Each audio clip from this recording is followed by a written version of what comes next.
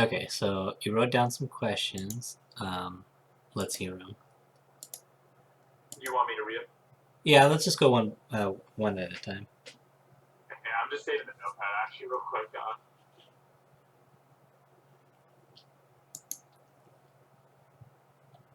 I saved it.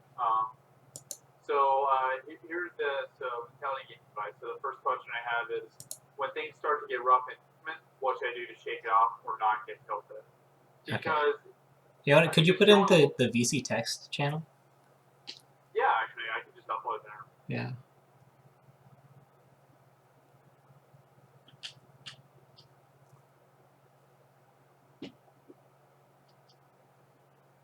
You copy pasting? I'm finding the document. Oh. Text document. I thought you had it open. Oh, okay. I thought it's gonna go I line literally by line. got notepad right. It's just open. Okay.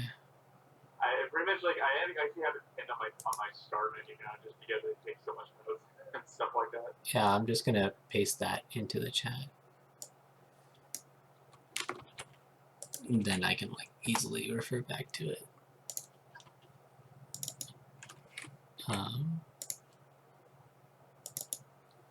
Okay. Yeah. So go on with your first question. Yeah. So when things start to get rough, in terms of what should shake it up or not get tilted, because I'm not sure if this is something like top players or people maybe they're slightly better than me or just or very close to beating them or whatever. But when things start to go bad, they still sometimes go really bad better than before, but it feels like I start fighting just really, really uphill. Mainly in game 4, that's when I saw it pretty much because you took a really quick stock and then you get me really at 20% or something like that. So it was 4 stocks to 2 already. It just felt like just everything was just sucked at me, and then the third stock happened. It was pretty much the exact same thing. And that's sort of the main thing is that when those sort of aspects happen, where it's just this really crushing sort of stocks. However, I feel just kind of it feels like just everything just kind of goes south for a little bit, and I get really, really cold in my gameplay. Okay. Something that helps for me is to just not focus on the emotion side of things, but just think of what specifically happened and what are things I could have done instead, and maybe don't linger on that part too much. But so the example with you getting gimped, I'll run off double jump down air, right? The same thing will happen to me in the Marth Ditto, but because I understand that mix-up and I know that that's just part of the matchup. If I get hit by that, that's not in itself a bad thing. That doesn't mean I'm bad or that I should start playing worse. It's just I got red and I got outplayed here, and that's okay. Alternatively, I know some counters to that, and that's what the analysis is for. So if you just think of it more objectively, I think that might help you not get as flustered. Does that sound good to you? That's really good. And what you brought up, I mean, that happens actually. I use Fox Falcon because there are times where Fox is going to back throw Shine Falcon, or they're going to Shine and kill Falcon at 0. Yeah. And so I just kind of approach it the same way, really, just with Marth, that sometimes you're just going to get thrown off stage, they're going to catch your jump with downhill, or they're going to do it right, 10% or something. Yeah. So I just take that sort of approach that I'm just shit, they just caught me that time. I think so, yeah. I think that's healthy. Yeah, one of the periods, I improved the most at the Marth Ditto first when I learned to accept what it is for what it is, I understand I could just get Nair F smashed at 10% and die. And that's just part of the matchup. There's no reason to be frustrated or upset about it because it's not changing. That's just how it is.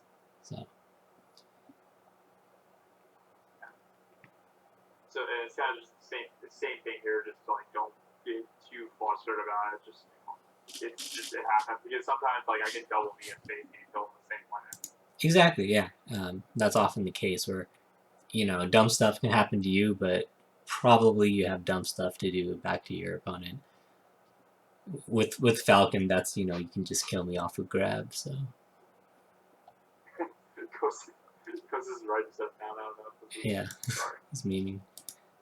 And yeah, like I mean, I can guarantee you there are plenty of Marth mains. The moment they get grabbed by Sheik or Falcon, they'll get tilted Oh because, yeah. but it's kind of like so. I mean, it's kind of like uh, it's kind of dumb to say, oh, just don't be emotional, but really, there's no reason not to be emotional or tilted because of a Falcon down throw kneeing you or a Sheik down throw fairing you. It's like that's just what is gonna happen. So it's nothing new here. You've seen it. It's happened to you before, right? Yeah. I'd say with the characters that I would say give me really tilted sense are definitely Marth. I'd say the most. Like if I get or tech case or just stuff really badly like a sheep. Some of the things I will get tilted, but they've gotten much better recently. But it still happens. Uh-huh. Like if I get grabbed by sheep, I'm just like shit. I feel like I can't do it because they're tech casing me a lot. But you're definitely right that I should just see it's like it's what it is. They caught me that time. Punish is over. Let's get back to playing neutral and playing my game. Yep. That should or how I should approach it. I think so. It's like the next stock is starting. Check their percent. What your game plan is. Like review it real quickly. Like okay, I'm gonna like nair at these kind of spots. Whatever it is, just focus on those things instead of like, oh, I'm losing. Oh, I got gimped. That sucks. It's not helpful, right? So if you can just like focus on what is gonna help you, that helps. Yeah. Bobby told me a little bit about. Oh my god, I'm distracting. Bobby told me a little bit about it too, especially against like Fox that like when you die really lose like say I get like a really good 80% string on Fox, then I get gimped at like 10. Mm-hmm. I just think it's like we're okay. I mean, aside from that, they really haven't done much really effective. Should I just take that sort of approach? Yeah. Those sort of senses. Yeah, it's similar. You just focus on like what happens and what you're gonna do next because you don't have time to think about I'm losing, I'm gonna get out of the tournament. It's not helpful. So it's just a matter of like keeping your focus on what matters and what's happening on the screen. That'll keep you focused and not as tilted. Yeah, because I've gotten a lot better. I mean you've seen me when I'm focused. Mm-hmm. Great things. I think it's been proven before that I can do all of those things. But it's when I get out of focus, like still is like a little shaky. But you're definitely right. It should just stay on the course, even if you get that point or some really crazy shenanigans happens. Just be like, okay, get back up and back on track. Yeah. And I can't speak from personal experience, but to my understanding, like meditation and like getting better at that can help you maintain focus better and stronger. So you could do more reading on that. It's something I also need to look into. I did actually do something, and I messaged you a little bit about it too after the tournament. But after you beat me in winners, what I actually did is I pretty much I took just like a small breather because thankfully there was a lot of time before I had to play pops. Mm-hmm. But I literally just walked into the bathroom and I did the video how to deal with insecurity video, and I just looked myself in the for I want to say I don't know 1-2 minutes. Yeah. And then I looked at the bar soap. I just like it. I just kind of go back and forth, and I take some deep breaths and still be looking at myself, just like just like almost like having a conversation with myself. It's like, how are you doing, Nathan? Are you good? How are we holding up? That's kind of how I pretty much try to internalize it. It's just like checking up on myself. How am I doing? Yeah, it's really interesting. And especially nowadays, it's a great time to experiment with things like that. And if that helps you like get back on track for like losers matches or just general like mental health, then yeah, keep trying that. Yeah, I used to do meditation a lot. I really should get back to it too. I mean, it's probably why I didn't really understand meditation much. I just kind of did it, just to do it. I didn't really know how effective it was, but I'm thinking of probably going back to it a little bit.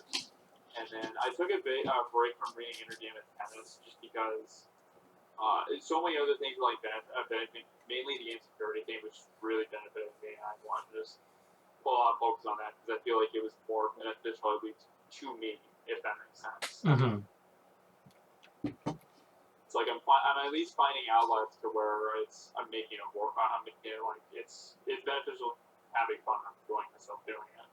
Yeah, that's good. Yeah, if that's more direct to what you think your issues are, then yeah, focus on that for now, and then finish reading Intergame of Tennis some other time. But yeah, all that stuff is helpful.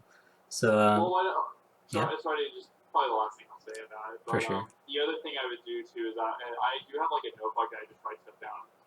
I would just write down just like little things, almost like just a random monologue, and just ramble on what's going on inside my head, and just get the words out. Give you time, or just anything else, just to get it down. How are we doing? Just like how are we doing? Similar to the thing. So I do that on occasion, just kind of get thoughts down and have I sit down, meditate for a little bit, just kind of just get a level in pretty much, just like. Right. This is how I'm just my blood feeling pretty much. Yeah, I think being aware of how you're feeling, or like if you understand what you're thinking, then you can like address them more directly. I'm no therapist or anything, so take my words with a grain of salt. But yeah, I think that kind of stuff can be good. I mean, it's just mostly I'm trying to learn to learn to be self-sufficient, self-reliant, because you have to be in the real world. Sometimes you have to learn to rely on yourself. Yeah, that's right. Okay, so your second question seems kind of similar, but maybe it's leaning a bit more into the gameplay itself. This question, what should I calm myself down if I'm trying to force something? It's a little similar. It is a little similar to it. Kind of is that midpoint between gameplay and because there will be times where there was one interaction actually instead where I tried to down throw you and I missed I think like 2 or 3 times. And it's like I'm trying to force an interaction that's not there. And it's like in my mind internally I'm just thinking like this should work or keep pushing it, but it's not working. It's doing more harm than good. And you eventually get another stock. You get a stock for it instead of me. Yes. So yeah, you're fishing for down throw knee because it can get you the stock and move you forward, but forcing it ends up opening yourself up, right? Yes, that's kind of what I'm going for. Because this will happen a lot when I'm behind it. Ironically, I'd say against you, this happens a lot. I'd say mostly in particular that I try to push it so much, but I end up just kind of it's like you end up getting cut again. Like I get cut and I lose a stock for it. Yeah, I totally agree. That's definitely something I'm gonna point out when we watch the games because I thought that was probably the worst thing you were doing when we were playing. So how do you calm yourself down to like stop yourself from doing that? I don't know if before you knew this, but now at least you know that that's bad. Like just running up and trying to grab Marth. Do you understand why that is? There's a low chance for that to work. Yeah, because they're probably anticipating. It's like that's what they want you to do. There's that. That is a factor to it. But even just let's be like super objective in the game, right? Marth's dash back is insane. He moves backwards really fast, and a lot of like the back of his body is like ungrabbable. Like there's some. His legs are invincible. I've seen the video. I've seen the thing. Yeah, his legs are literally grab invincible. And then on top of that, have you looked at hitboxes for Falcon's grab? It's pretty much everything high. That's the thing. Yeah, it goes up. It doesn't go very far horizontally, right? Yeah, not really. It's like Marth's dash and run is so low, so it's such a low chance for it to hit. It's like you have to be. You can pretty much only catch him in front if he's running at you in the front. You can't really catch him back at all. Yeah, I could see that if Marth was running into you or something. But so we understand how Marth's dash back works, and we understand what Falcon's grab looks like. and then through experience, you can see that that wouldn't work too much, right? So, so then why do you think? Did you know those? Did you understand those beforehand? Like, did you understand those during the set? And then, what do you think prompted you to go for it, anyways?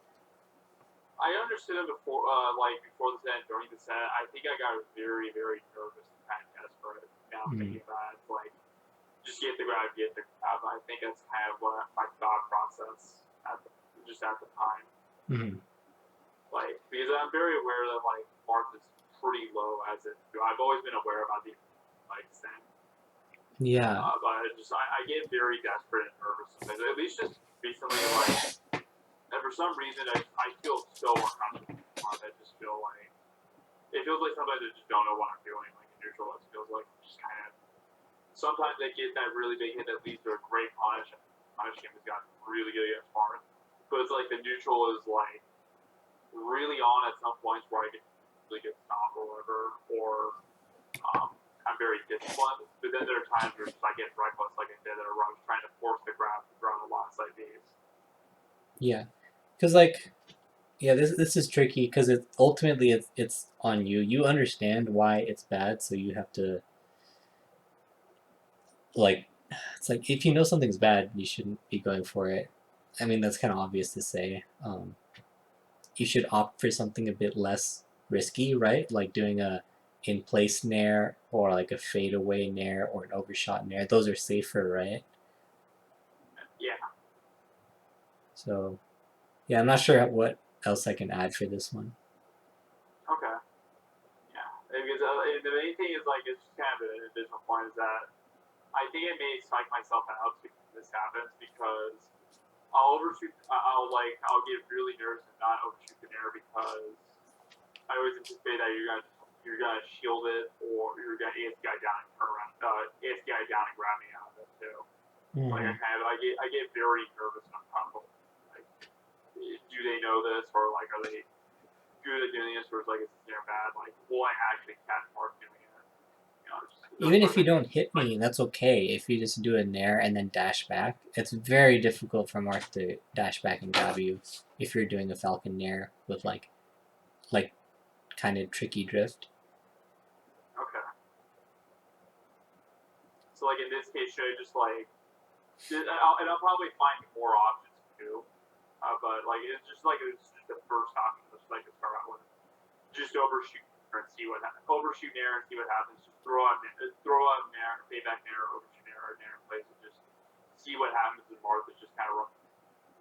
Yeah, I mean, to answer the question more directly, yeah, I would just pick something that's a little bit more, like less risky, right? I mean, if you know something is bad, don't go for it. That's another thing. I think that we have to say that, I guess. And yeah, we'll talk more about Nair and stuff later. I imagine Bobby's talked to you too, right? About like what you want to do to open up Marth in neutral. Does he talk about Nair very much? We haven't talked yet. I mean, I actually was gonna do an analysis on Monday night too. We were actually gonna analyze the same sets, the same answers too. So I'm definitely gonna get Bobby's opinions as well on these sets. Yeah, but we've already done like a bunch of Marth versus Falcon sets. So like, what are ways that you typically try to open up Marth in neutral? Usually it's usually knee dash chance grab and side. That's typically what I would do versus Marth and overshots. Those are typically like the four that I would go for. Okay. What's up, Simon? Here, I'll unmute him. You're free now. Hello. What's up? I'll keep my mic muted for the most part because my roommates are talking. But okay, cool. I'll unmute it when I want to speak. Are you streaming something right now? I'm recording this. Wait, are you screen sharing? Oh, I'm a dummy. No, I'm not. Well, we're still talking. Nathan wrote down a few questions that he had, so we're going over those first before we watch the set. Sure. But it is there when we need it. Okay, yeah. So, do you want to? Can we move to the next question? Yeah, I think we've got the basics on that. Like this is you. I listed to you my 4 things. Like that's how I approach people against Marth and how to open them up. Yeah. So Yeah, your next question is, so now these are more like gameplay specific. You ask, what should I do when Marth is just dash dancing around in the corner? My favorite thing to do. Oh, okay. This has been Well, happening a lot. yeah. Yeah, I mean, I got quite a few gimps on you, so you definitely, I should think about that. What do you think? I played Kiyoshi. Kuyashi is it Koyashi or Kayashi? Kuyashi, I believe. Koyashi. I played them, and this is the exact same thing happened. They pretty much won by playing in the corner, and then this Dark Hero did pretty much the same thing, where they would just dash dance around the floor, and I lost the set for it. Yeah. So it's like it's become an ever growing problem, and usually my approach before was just to overshoot Nair, like I mentioned before. Yeah. To try and chip at them, and then maybe put up bare walls that maybe just to hold ground, because I'd say trying to command in that situation is ideal because they're just chilling in the corner. But I still feel really uncomfortable. I'm really hold my ground because it feels like I'm throwing moves out, but then eventually they break the zone and either forward smash me, grab me, and they either forward smash me and give me into a long stream, long combo across the stage, or they go and give me really like you did a few times in our set a few days ago. Sure. Okay, so there are two things there. One is the two options that you listed, overshoot Nair and back air walls. I think both of those are good answers. And then two, you said eventually they'll like forward smash you or something. But that's like a different situation, right? That's no longer Marth dash dancing around in the corner. They've mixed it up, and you need to like maybe be ready for that instead. But so yeah, going back to the first thing. So what's wrong with overshoot Nair, and what's wrong with back air walling? Because I think both are pretty good. I think they're good. I think they're both good as well too, because I mean, like I can get a different lead grab or knee, pretty much depending on their percents. And they're safe, right? You're not going to get like grabbed for them. My only fear is that if I overshoot Nair to where I go past them, I lose that stage control, and that's my concern with overshoot Nair. And this has happened a lot to where I'll overshoot too far, and it ends up going to pretty much a reversal, where now I'm at the disadvantage, and I'm now in the corner. Except that I'm in an even worse position because I'm Falcon facing away. But see, then were they actually dash dancing in the corner in that case then? They'd be dash dancing in the corner too, and they'd shark under it with Marth dash, and then sometimes they'd run on shield. Okay. If that makes sense. Yeah. Yeah, it's tricky because dash dancing around in the corner is a little bit different from like dashing forward and shielding and things like that. Those are kind of different situations. Let me think. Okay, one solution. If you overshoot in air, you want to be hitting basically the edge of the stage because you don't want to get like dash back grabbed, right? So if you go for that nair and the Marth dashed under you and dashed, so you went too far with your nair, I think a good solution after landing with your nair is to just full hop immediately. Not even shield or anything else, just like jump and get out of there. Why would you want to shield there? Good question. I mean, maybe. Good question. Actually, I don't really know. Sorry. Weirdly, I don't even think overshoot Nair on the ground is very good against Marth. Unless you're like specifically catching him out of his jump. Because all of his aerials beat your Nair anyway. And you may as well just overshoot Stomp if you're going to overshoot aerial. Because like you get a way bigger reward off of it. You don't get crouch canceled. The only time I see overshoot Nair being really good is when Gatsu's on a platform. He'll do an overshoot Nair from the side platform, and then that way it'll like actually beat out a Marth Nair because he's above them. So that's something to know. So just try like utilizing it. Say if it's a stage on platform, should I just try like going from the platform approach and trying it? Yeah, I like overshooting Nair from the side plat, and then like that's kind of the only real overshoot Nair you should do. Other than that, you can like fake overshoot Nair, but pull all the way back mid-air so that you like are actually safe. You like threaten overshoot Nair, but you don't actually commit to it because Marth can like CC grab it. Or, yeah. Like, something like that, or just do an aerial. And you still have stage positioning too, because you're not like going all the way from the ledge. You're just going from the platform to it. If that makes sense. Yeah, kind of, I guess. Yeah, don't worry about like stage positioning too much in like a vague sense. Think more about like what Simon's saying. It's like what kind of reward are you getting? So yeah, like you said, stomp would be good if you think they're going to be crouching there. So you said that Nair from the side platform would be good. I agree that it can be good as well. It's good in that it can go over Marth's neutral air. But again, that's a different situation. That's no longer Marth dash dancing around in the corner. This is now Marth Nairing. And I think, yeah, there are different ways to beat that. The one you suggested is good.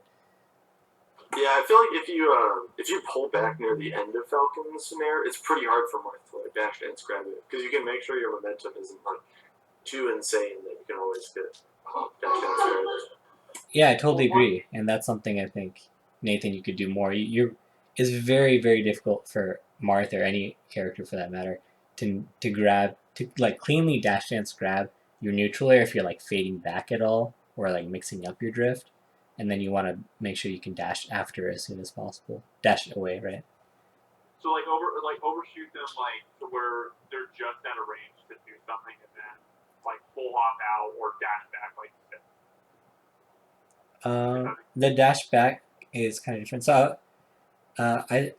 so if you do an overshot nair and you went too far, then yeah, you could full hop or roll back into stage if you need to reposition. You could side B from there maybe. The other thing we're saying is not an overshoot nair, I guess. It's like initially you like short hop towards them with an nair, but then you do all your aerial drift backwards. That's an undershot, man. In that case, that's an undershot. I think that's more of an undershot nair, but it kind of looks like an overshot nair, and that's the kind of nair that would hit Marth, like dashing back forward. So, you said like, oh, what if I overshoot too far? Then this hits that scenario. If that makes sense, because it won't go as far.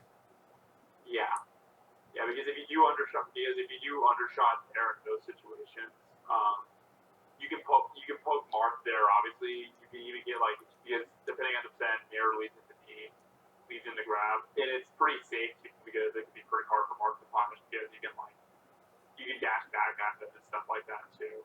Yeah, if you're fading away with it. So, yeah, I think we'll go to the next question. But in general, with this, like, you need to be really careful to like address each situation separately. So, like Marth dash dancing around in the corner is pretty different from Marth like dashing forwards and going under your nair. Like, and that means he wasn't doing the thing that you're asking about, or Marth nairing too. Like that's also a different scenario. And so try to keep them separate. I don't know. For me at least, that's really important because you can't deal with like 4 different things a top tier character can do with like the same tool. So, yeah. Yeah, that's a good point. So I'll try to be like, just like break it up in separate parts in that case, like just like for future purposes, like are they run up shooting me or are they force smashing me like when they're in the corner or whatever? Should I like just take that in mind a lot more to break them up in like separate shots, if that makes sense? I think so, yeah. Because Marth forward smashing you out of the corner is completely different from like a typical dash dancing in the corner Marth. Very different. Okay, so your next question is dealing with getting thrown off stage by Marth, mainly down tilt and forward smash. The eternal question here. I've got hit by down tilt so many times, and then you did force that give me in our tournament set. Yeah. From what I know, you can always sweet spot around down tilt and forward smash with your double jump, but Marth has the mix up of being able to run off and then double jump down here. So it's like a 50-50 in that case. We've talked about this 50-50 before, too, in the past. Mm-hmm. Haven't we? Yeah, we have. So do you have like the drops unfair, too. Like, Marth could do drops unfair and rising there, like you said. Yeah. So what is your question then, more specifically? I think getting caught by down tilt forward smash a lot more, like, pretty much, like, when I get, like, forward throw my Marth or whatever, should I be, like, and they're trying to down tilt, should I just be holding a lot harder? Like, should I be holding down and in to where it doesn't catch my hands or whatever, or poke my head? Because I've been getting caught by that a lot. And then just like whenever I try to double jump, I might just get forward smash too if I'm like not close enough to ledge to snap it. Huh. Yeah, I'm a little confused here because so you make it sound like you're failing to sweet spot double jump. Is that the case? Yeah, that seems like that's the case. I mean, if you're failing to sweet spot double jump, that literally just means you're jumping too early. Yeah. You can always just delay it and then sweet spot it. Okay, and that does actually happen a lot. I do double jump early a lot. Not just Marth matchup, but just as a whole. So, I mean, I could probably set the state safe, but Simon should just like 726 safe state and just like practice, down a back throw downhill, forward throw downhill, and just eternalize it in my mind like this is what's happening. This is sort of like DI and also the jump time I have to have where I can snap it. Yeah, you can do that. You can also just like practice the invincible refresh, and if you look at the distance between how far you have to drop down before you double jump to grab the ledge, that's about how far you have to be down to double jump grab the ledge in any situation without getting hit. Okay, so do I have like should I have like the cliff weights where it's like it's frame one cliff weights then when I'm just refreshing? Cliff weight's not really important just so much as the heights, right? Yeah, it's just the height that matters. So like if you're doing a frame perfect drop down, then whatever jump frame gets you the frame perfect refresh is the jump frame that you should be is the height that you should be looking to double jump to ledge in any situation. You just don't want your character. You don't want your character model poking above the ledge at all. So pretty much go for the apex of Falcon double jump where you snap it is what you're saying. Yeah, exactly. Just jump as low as you can and then double jump, and you'll always go under the down tilt and the F smash. Okay, I'll probably set 6K too, and then I'll just practice that too, just like an Uncle Punch or whatever, where I'm just like, what is like how far low can I go where Falcon's double jump can snap the ledge? Like how low can I go? Yeah, totally do that. Yeah. It'll Okay. I think that's good. So that's how you do it. The source of my confusion is because I think you're already good at it. I think whenever you want to sweet spot double jump, you do successfully. Like you'd mess it up maybe less than like 5% of the time. Just that part. What happened in our set more is I was just guessing right on the mix-up, and you would die. Do you feel that's right? That's what it felt like game 4 in particular. Yeah. Yeah, the games that went really poorly for you. I was guessing right. I think 3 of the 4 stocks you give me.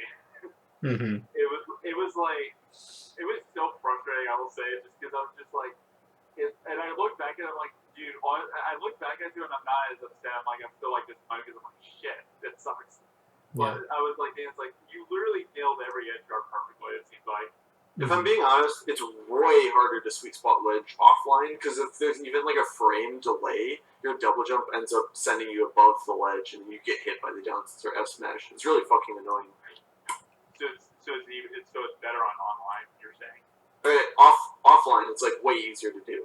Online, if there's even like a slight stutter, something that might normally not really matter, it matters a lot when you're trying to double jump to ledge because like you end up like a few pixels above where you should be, and then the down tilt that shouldn't hit suddenly hits, and it sucks. Okay, well, it's good to keep in mind though. I mean, it's like, I guess it's kind of good that we're online, right? That at least playing online, just internalize that this stuff may happen, where like the pixel will just like snipe my head or something. Yeah. Yeah. So we'll get to those offstage situations too. But again, it goes back to the first question. Like, I mean, it's just part of the matchup. My understanding and with people I've talked to about it, that's just how the matchup gets played. So you need to just guess right more when you're tossed off stage. There's some things you can do about that to like be really unpredictable. But then maybe more importantly is like not get in that situation in the first place, and I mean that's hard too, but it's more important, I would say. but then the details add up over time, like you said. Too. I think it's a good point. It's like, one, how am I getting myself into this situation multiple times? Two, what am I doing in that situation? Where I'm getting better multiple times. Like, what am I doing and how can I improve on that? It's like layers upon layers, like you were saying. Yeah. Okay. So that's dealing with getting thrown off stage. Okay. And how should I approach neutral differently if Marth is staying grounded? Okay. Why'd you write that one down? Main reason is just like I feel every like good Marth I've been playing recently, they're so good like bring the dash dancing around, and they're very cognizant of when they throw out their aerials, and it feels like it's hard to hit them on the ground because the moment I like overshoot stomp or like overshoot an air or a knee or whatever, then they'll just anti-air me, or they'll just shark under me too, like it was nothing. And then they stay grounded too afterwards, and it makes me very uncomfortable because I'm not sure how I can either how I can get them to jump, or two, how I can open them up while they're grounded. I don't really know how to properly open them up. Maybe like the overshoot stomp instead. Yeah, I want to hear Simon's take on this too, but my understanding is, I mean, it's very difficult to open up Marth when he's staying grounded, specifically in this matchup, because, I mean, if you become airborne, he has options like side B. He could have nared preemptively. He can just shield on reaction too. So there's that. Ultimately, I think if you can get a read on where Marth is going to be and you put out a stomp there, that's one of the better things you can do. I think doing spaced aerials, or like we were saying, like drift back nairs and things like that are generally not grabbable, those are good. And that will kind of prompt Marth to like attack a bit more, maybe start jumping a bit more to hit those things. And then that's a win for you, because that means that Marth is starting to jump in these spots. And then you could side B, you could knee, you could nair more directly towards Marth, or overshoot at that point because he's jumping, and that might solve your problem. So I think doing like kind of safer approaches, more fade back aerials and stuff, just to make sure that you're not getting opened up, and that might prompt the Marth to jump. That's my understanding of what Falcon's supposed to do. I like your plan. Just like a really basic mix-up that I think works a lot is a dash forward, crouch, and then like dash forward out of crouch and then stomp. So like if the Marth like tries to aerial you, dash forward, crouch, you can just like nair out of crouch a lot of the time.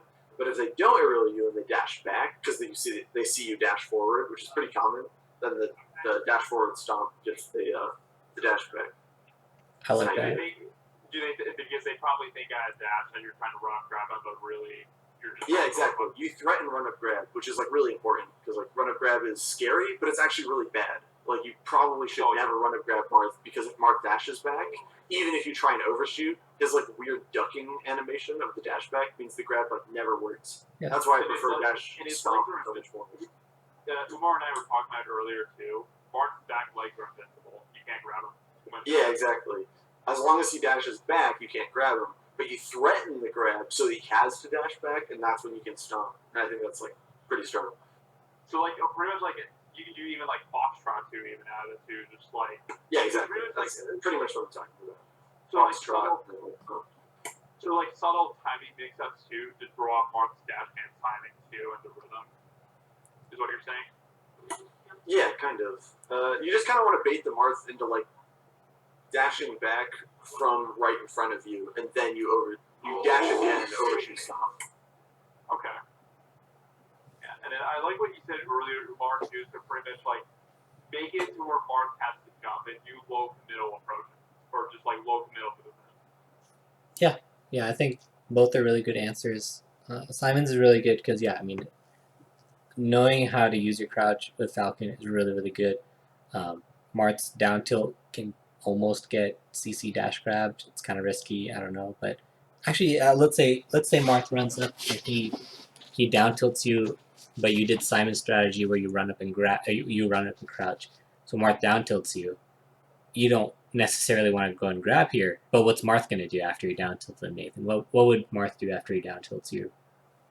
and I CC it. Yeah, what do you think Marth is gonna do? I think they're probably gonna dash away. Exactly, and so that's another situation. So after you crouch and you tank one attack, a decent Marth is gonna dash backwards, and that's a great time to set up a stomp. Okay, and that makes a lot of sense too. And I think it does look like a lot of stuff. Because I mean, I've gotten a lot better at least like actually using CC, but I'm not like good at using with just like Falcons for crouch alone, like where he's just crouching. Mm-hmm. And I should use that a lot more, like just run up crouch like Simon, just like. And like if I get hit, take a hit, and then overshoot stop and dashing away. If they're down tilting and they down tilt twice or whatever, do stop or grab, so on and so forth. Definitely, yeah. And if it's an even worse Marth, they might just fared at you. They may have just fared at you or nared at you, and you were already crouching. So that's a free grab, right? Free grab, rising nair. You can do both things out of that. Yeah, I probably would just grab, but yeah. I do rising air sometimes too. If the Marth's in the air, I like nairing as much as I can because like it sets up into grab anyway. So it's just free damage at low percent. Well, also they're not prepared to TI too, Simon. I mean, you probably get nair straight together, like we get nair to nair pretty much. Like those sort of details that start to occur. Yeah. Okay, so that I think that's a good answer for this one. How to fight Marth when he's being more grounded. It's really important to explore that more against like the better Marths. I like playing the platform game a lot too because like I think Marth does probably win grounded neutral pretty significantly, but like if you play the platform game, it's a lot harder. Marth has to like commit pretty hard to like chase you, and you can like do like I said the Gatsu like overshoot nair from the side platform. And it's pretty strong, and it's not as committal as it looks because like it beats the nair. So it's an idea. Yeah, the platform stuff. I feel like it's becoming more popular for Falcons. It is really annoying, at least, as Marth to fight against. It's legit. It's just good. Like Falcon's mobility is like really, really good. So yeah, if you can get really good at platforms like S2J and Android Zero and Simon do like that, it opens up like tricky ways for you to get in on Marth. So yeah, there's that. I've started to take that to heart too on the platform stuff actually. Like I think you need to like I've been more interested to like incorporate like soft edge cancel stuff like that from the platform. Yeah, that's something. I just wave it around from like platform to platform story, making sure I get frame one waveland too, because frame one waveland is so Falcon gets so much distance on frame one waveland. It's actually ridiculous too. I mean, something you probably know. I think practicing like platform movement is really important as Falcon. Pretty much every matchup. I've started to become a lot more aware of using it, how beneficial it is too, just as a whole. And then I think that's just another extension of that too, where I can add sort of like that undershot and overshot into the process as well. Yeah, let's say you're like following it with edge cancel as a whole, because I think edge cancel Falcon is absolutely insane. There's even more stuff to discover. I just think edge cancel is the future of AI right now. Let's say you do like a waveland off the platform nair or really late up air so that you get that horizontal like extending part of the hitbox. After that up air, it's hard to be ready for that as like the Marth or whatever because you could have fast fell, you could not fast fall on full drift. After that aerial, then you can still dash back afterwards. You could do another overshot short hop neutral afterwards. So it like reason it's good is because you set up your approaches from really like unpredictable spots and it happens very quickly. So yeah, it can throw off a Marth like that.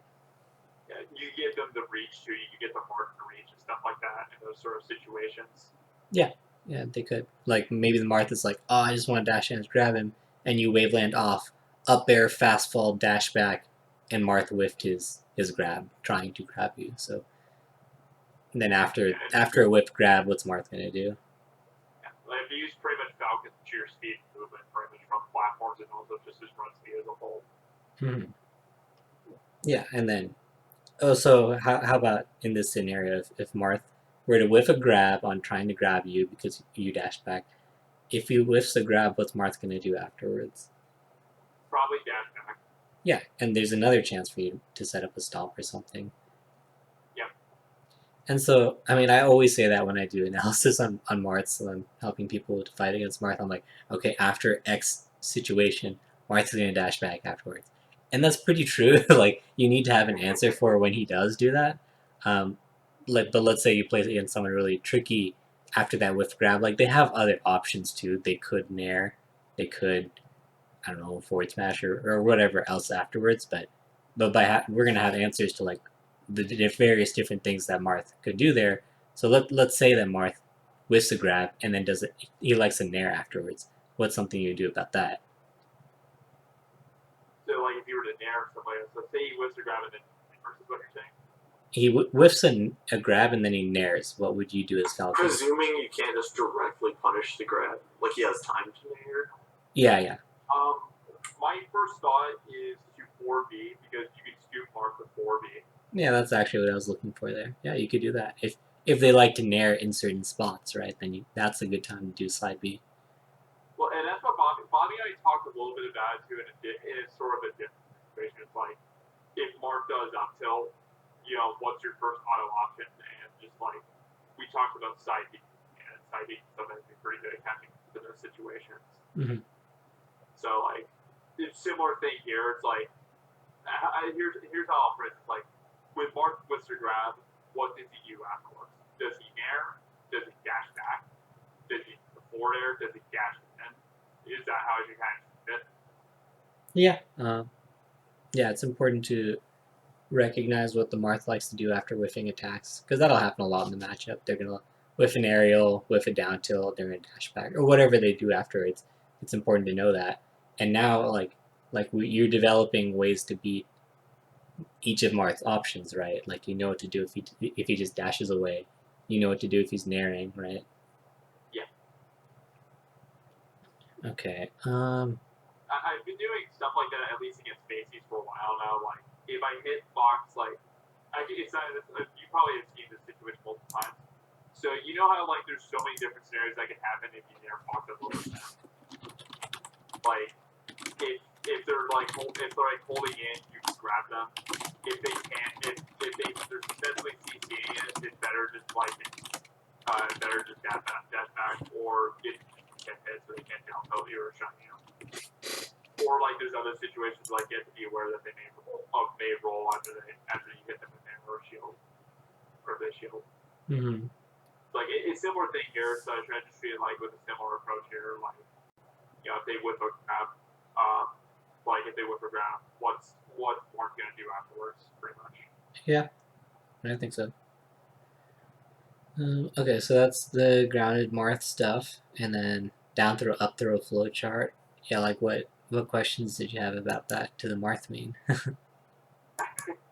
it's more of a silent question because I was gonna jump in here too.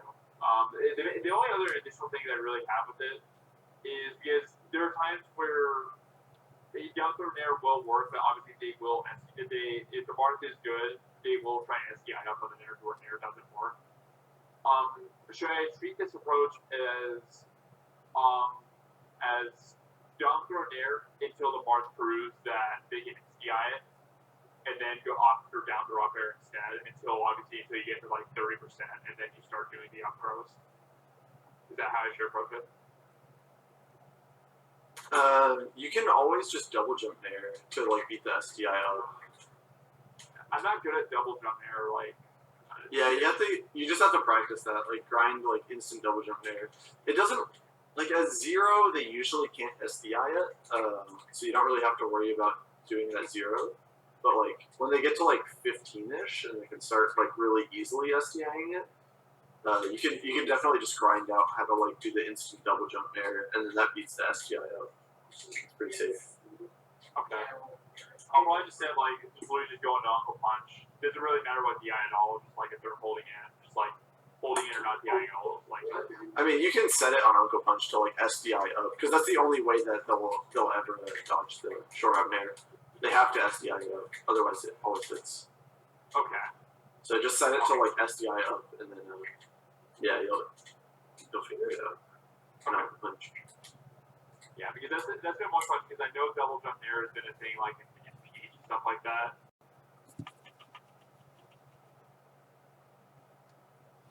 double jump there, but I know it's definitely something in the matchup that I think I should consider incorporating at this point. Yeah, so that's something for you to practice. One thing I wanted to say about like your throw follow-ups is like, I know sometimes you'll down throw me, and you don't get the knee, albeit like higher percents. Do you know exactly what percents down throw knee works on? Does it work on all DIs or not? What's the deal with that?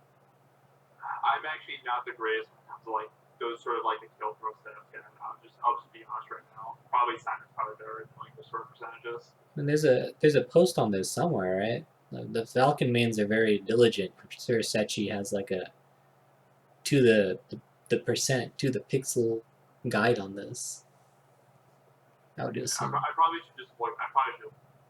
Probably. I could probably even just go to the Falcon Discord right now and just go to. We need it. I need data.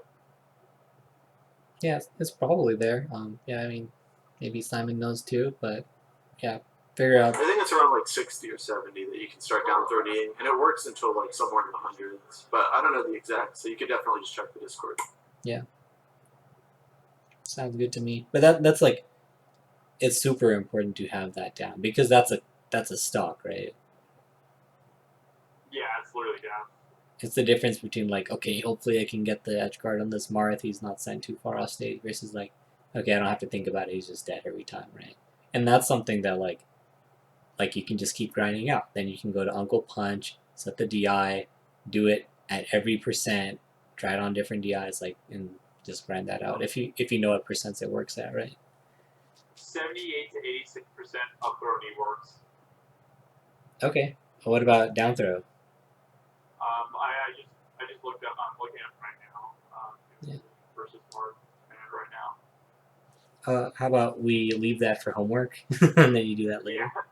Yeah, but it is. I just seen like an example. I'll probably do more maybe research on it too. But I think you're right. Like, I'm at least I'm at the point now where like the percentages actually are important. And I feel like I can actually probably incorporate like it makes a significant difference.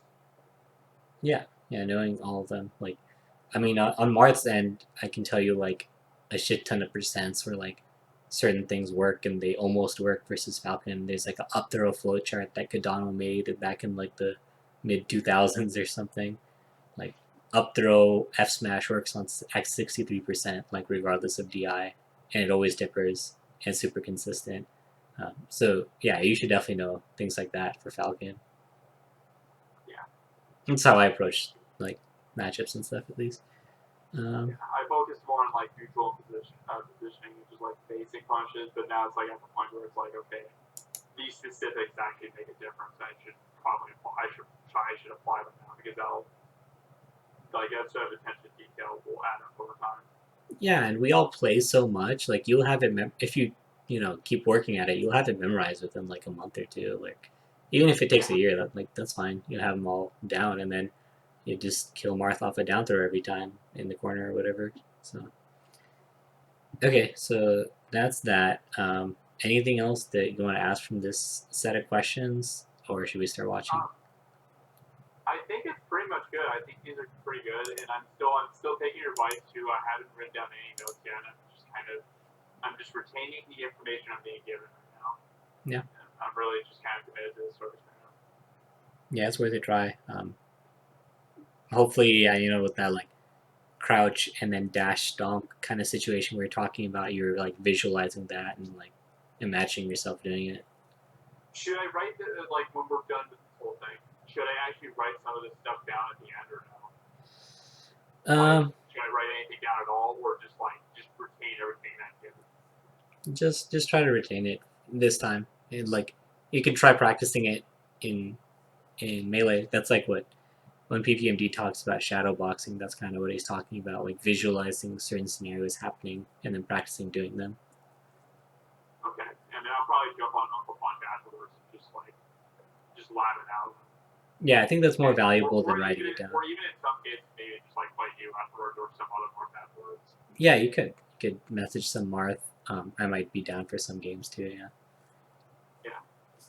Depends. I do want to go through like pretty much every game on this, so I don't know if I want to play after, but we'll see. Can you see the stream? Yeah, I can see it. Perfect. Okay, cool. I have like over 400 videos on YouTube. It's kind of crazy. I upload so many fucking sets. Yeah. Gotta do that. Okay, so you're kneeing off the platform, and then I drop fair, and I fair grab you, right? I didn't CC it either. Yeah, I'm getting a lot better about just aerialing and then grabbing afterwards. I don't know why I was so bad at this kind of stuff before, but yeah. So this is actually a free grab for you. Do you see how? CC grab. Yeah. So after you're doing this knee falling down, like you're already under Marth. You should just be holding down, right? Yeah. It's actually something. This is just not in like in other matchups. I actually noticed it a lot more. It's just an ongoing thing. I just noticed it recently, and I think it's just for the person. It's just like if I whip a move like here, just be holding down all the time. Really. Yeah.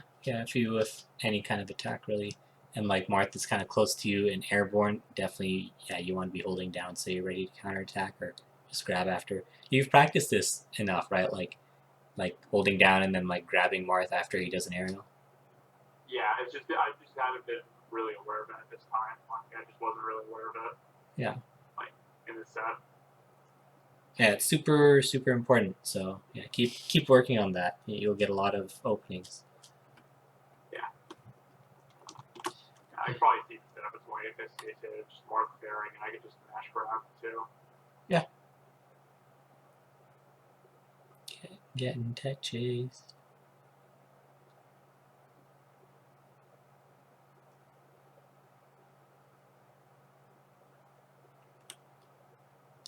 Okay, well, let's be next level meta here, right? So I'm up throwing you, and I recognize you're going to a platform, right? What are you thinking here? What are you doing? I already noticed it immediately. I should have just tech behind or teched away. Why? There's not really much you can get out of it. I guess. It's so you choose to tech roll in. Do you know why you decided to do that? I was trying to attempt to slide off of Y. Right, and that's good. Like I'm not gonna say that's a bad idea. It's really good, but like it's like you gotta know the meta, right? So you should know that I know that I'm probably gonna try to beat that, right? So then that makes you should probably tech in place a bit more often versus me. Does that make sense? Why? Yeah, because if not, I can explain it. Yeah, there's not really much you can do because if I tech roll in towards you, you probably are anticipating that I'm going to slide off when you hit this, and you're going to counterplay it. And then if I tech roll behind, like tech roll away, you're going to turn around fair or something like that to catch on to the other option. So teching place is just like another option on the table. It's like because you're up to a whiff and teching place here. It's kind of an unusual spot. I'll tell you this: if you were to up tech in place, I would have got 0 punish. I wouldn't have done anything personally. You serious? Yeah, maybe Zane would have got something, but I'll tell you, I would not have got anything because. So, do you know how specifically? Do you know how Marth has to beat slide off yet? Not entirely sure. My first assumption is that he will, after you say you hit an up tilt, my assumption is that you try to forward it or something like that. This is my first answer. Yeah, not exactly. If you fair, or sorry, if I were to fair, you would just slide off. That would work fine for you. So instead, so up tilt is probably the main way that Marths beat slide off DI. And so if you're tech rolling here, Marth wants to up tilt you, sending you back into the platform, so you're not allowed to slide off to the right. Does that make sense? Yeah. So I was hard covering this option. I actually was not covering tech in place at all. I probably would not have covered tech roll away. So yeah, those options are a bit more valuable to do. You should do them a bit more often against someone that knows how to beat slide off DI. And specifically, I would say tech in place more often because it happens quicker. I have less time to react to it, and there's no like consistent way to be. I mean, you can't really slide off from teching in place, but yeah, I would say teching in place a bit more against me. The only other counter I'd see for Marth, like the counterplay to teching place, is that they do a short hop down air. But the thing is, if the Falcon is good, they're going to ASCI down that air. Yeah, and you can do that, right? You can just hold down. Oh yeah, after I teching already do it already. I already ASCI down, like stuff like that. That's actually something I've gotten really good at ASCI down. Yeah, that's good.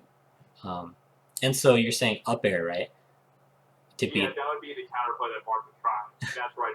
I just hold down to keep taking ASCI. Exactly, but then that means if I'm doing short hop up air, then you can start doing the tech rolls and slide off DI because Falcon can always slide off versus up airs, right?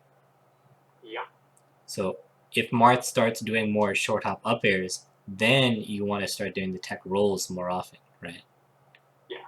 So it's kind of a game in a sense. So it's like tech in place if they're trying to up tilt you on the platform, but ACI down if they're trying ACI down or tech roll if they're trying to short hop up there. Yeah. Is that how it's represented? Yeah, I think so.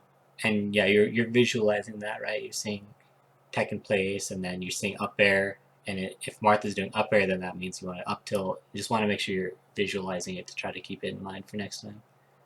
Yeah, I'm already envisioning right now. I probably will create a save state on this. Okay, that's good. Yeah. I mean, I'm also recording this one, so hopefully, if you need to, you can watch it later. Yeah, you can DM me the Facebook or the YouTube bot afterwards on Facebook. Yeah. Okay. But yeah, I think that one's huge, so keep that in mind. Yes, we are, Costas. We are nerfing. Yeah.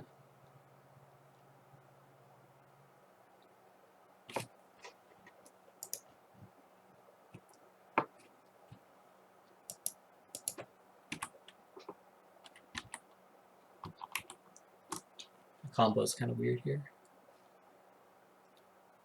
I think it was just a little too high percentage where ACI down wouldn't work. Yeah. So I'm fading away here and then doing it fair. Oh wow, that was kind of good by me after going through the platform. I input fair. I don't think the effort I did was bad too. I mean, it's just you need a really good fadeaway to get out of that because if you were like doing your sort of fade or just like falling down, that effort probably would have been.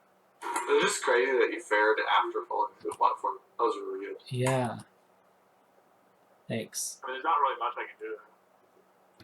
I didn't know I'm getting better with platform movement kind of stuff in general, but yeah, I'm a little impressed by myself here. Look at this. That was insane. I mean, that was crazy. Yeah, that's what can I really do to counter that if I'm in that sort of position? There's not really much I can do. I mean, like in this sort of situation, I have to like run up shield or just like reset the control. Yeah, you could throw kind of like an undershoot up air just to like cover if he doesn't do that, like super late fair, and then just like reset to neutral if he does do the fair. But that's kind of all. Unless you're like super reading that, then you could whiff punish it. But that's about it. Yeah, see where my mouse is? Maybe if you could do an up air around here, so you don't go too far. Yeah, exactly. Because that's what I'm thinking too. Because like if you do the undershoot like you said, Simon, I still take away that stage that's there too. I still have that sort of stage positioning, which is important. If that makes sense. Yeah, it just forces him to do the fair that he did, but then he doesn't actually get anything from doing that fair. Yeah, good point. Alternatively, you could dash hands and get a little bit closer and wait for me to land, and then after you could like call out my dash back, and that's an option, right? Yeah. And that's where the stop thing comes into play too, like Simon said. You do that open shot stop too in those sort of situations. Yeah. Exactly. So yeah, wait for the Marth to land, and then like now's your time to set up a downer afterwards. Yeah, so it's like, how should I phrase this actually? What does Marth or what will Marth do when he lands? Is that a good phrase to go by? Yeah. Okay. Because so like this is the case with a lot of the better characters. You rarely can just straight up beat their option, and typically you have to read what they're going to do afterwards.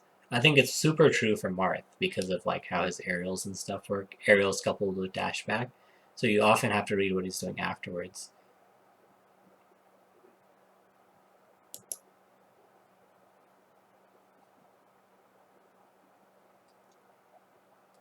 Here, I was like, okay, Nathan's just gonna spam up air underneath me, which is like a solid Falcon thing to do. So I like wanted to stay in shield for just a second. Well, and that's what I knew. Is like I knew if I tried to get past there, you were gonna shield drop. Yeah. Okay, Nathan. Here's another one of the main things I want to talk to you about in this set. A lot of your side Bs were real questionable. I mean, this one worked, right? But what are you thinking here when you're side Bing? My first anticipation is maybe he's gonna try and jump. That's just my first thought. For sure. Look at how far away I am, right? Yeah, it's a very far side B. Yeah, I think generally it's a bad idea to be side Bing when Marth is this far away. So try to like I imagine you've queued. This is a common thing. Don't take it like personally. It's a common thing for players to queue up actions. So around now is probably when you've decided to side B. But instead, like it's better if you can decide that like a little bit later. And if you wait a bit later and then react, right, you would see how far away I am, and that side B wouldn't be a good idea. Yeah, like I could have done like a way dash. I could have dashed in. Yeah. I could have told like how crowd like Simon said too. Yeah, it was so far away you could have run. And that was like a late as fuck there. Like holy shit, that's barely stupid. Yeah, I think I saw it happening and I tried to fair later, but I kind of like messed up or something. But yeah. I mean, I like barely did. Not realizing that. Yeah, you have a few of those. Ah, shield grab. So, you tried to do like a tomahawk grab here? Yeah, I tried. Yeah. You look a little. I think the problem was you tried to tomahawk dash grab, which just cost too many frames. It's too slow, yeah. Was I still in range, Simon, where I could have just dash grab there, or was I still too I'm not sure, but like, he may have been out of range, but like, you never really want to tomahawk dash grab. You only want to go for the tomahawk grab if you don't have to dash. If you're in the spot where like you think you have to dash grab, just jump again and do like an aerial. So do like a payback or like a payback knee. Yeah, I would like a knee there, honestly. A knee would be really good to beat him shield grabbing. Ooh, I like that, yeah. And I've done that before in the past too. Like I've had good knees in the past in these sort of situations. So like how can I phrase this? If I'm unsure if I can get the tomahawk grab, just payback knee. Yeah, pretty much. Just like knee in place. It's like really safe. If you do can't punish you out of kill. Do a knee here and then another short hop knee. Because knees, if you just keep short hop kneeing in place, is that grabbable? If you do the perfect short hop knee, it's +1 on shield, so not even close. Yeah. Yeah, and that's scary. And it can poke too. I mean, as a little down shield. Yeah. So practice like knee pressure maybe. Another thing here is like if you land right here and then side beat, that would have been sick. Alternatively, you could dash back and then come in with the grab. But yeah, and the biggest thing here is like you tried to land. Okay, so this is probably 30 FPS. So it's 1, 2, 3, 4. It's like you could probably act at this point. Look at all the frames you had. So you're a little late on it, and then you still had to dash. You still had to jump, cancel, grab, which takes like more than 8 frames, right? So it's too slow. If you were closer, you could have got it, but yeah. I like the knee stuff more. No, I like it too. I think it's good fun. Okay, I think it's good to like see my perspective with these things. So I'm down throwing you, right? So we're playing the 50-50. What do you think I'm gonna do? I mean, you just saw me do it, but what do you think I would do here? What do you think you're gonna do? You said. What do you think I'm gonna do? Because you gotta like start guessing what your opponent's gonna do. My first thought is probably to. You kind of already spoiled it because you did forward tilt there, but I always felt like in this situation, there's not really. I mean, I'll really have this sort of situation. I would say forward tilt is probably the only option I can think of in this sort of situation. It's the only one you can think of. It just happens to be the one that I chose. Forward tilt or down tilt is the Yeah. So, yeah. So there's a do you know why? I guess do you know why I would want to choose F tilt instead of like runoff fair here? It's probably too far out. You're too far out of range where you could have done runoff fair. I would have been able to just double jump back instantly if you did runoff fair. Yeah, that's really good. That's a big reason why Marth would not run off fair here. Maybe I could squeeze it in, but I'd have to be very quick about that. And at that point, you might even be able to react and like do a double jump aerial instead. Not sure. If you were close to the ledge though, yeah, runoff fair was definitely on the table. But yeah. I saw you were where you were on stage. And it's like it had to be a very hard call out for you to do runoff fair, pretty much. Definitely. So there's that, right? There's that part of it. I'm just too far to do that, to cover your runoff, or to cover your sweet spot double jump. And here's another reason. Look at the percents, right? I'm at a really low percent. I could run off and like get stage spiked by your up air or something. You're already at high percent. I don't need to take that risk, right? It's a pretty low risk, pretty much on your. Yeah, by F tilting or down tilting or whatever, that's very low risk. So yeah. So hopefully, like, so when you play against people, you want to like try to recognize like the stage positioning, like you mentioned. I'm too far to contest that, so that's part of it. But also consider the percent differences, right? Yeah. Like if it's like my last stock, I'm probably too scared to like run off, do a forward air, right? Yeah. I mean, like generally speaking, like people will be too scared to like take that risk. I'm kind of crazy, so you never know. But maybe generally. Crazy enough. But I get your point though. It's like it's very unexpected that they go for that runoff fair type of option. You won't really expect it. Yeah. It's not really something you expect. So you got to consider, the percent and the stock differences too in that decision making. But yeah, so double jump back to ledge for good here. I think a really good point too, just on percent difference, because there's not really a reason to do it. Just like kind of. Yeah.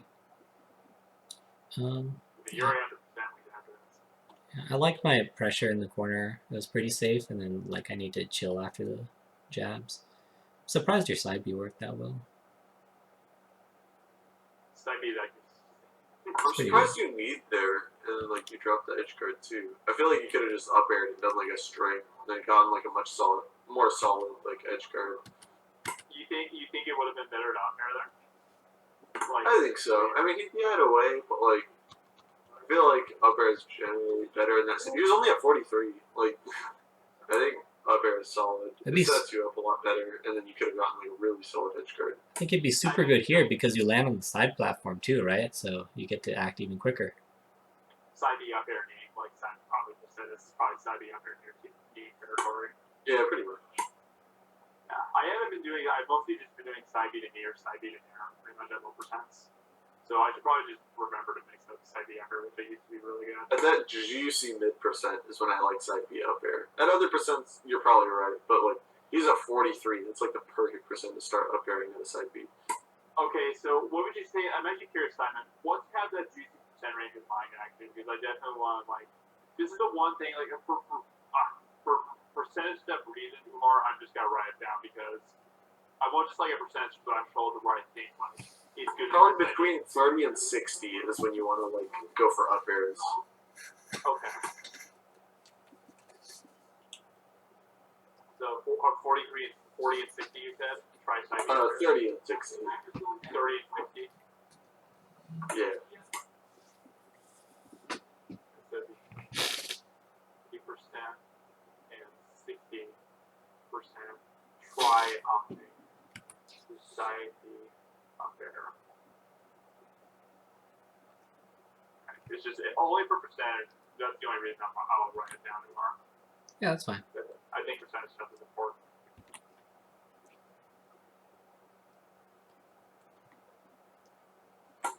There, I think from grabbing the ledge, you either should have like immediately invincibly refreshed, or just done like a get up light shield kind of deal. I don't think that stomp was like great. I think the stomp would have worked if I was going for a sweet spot up B.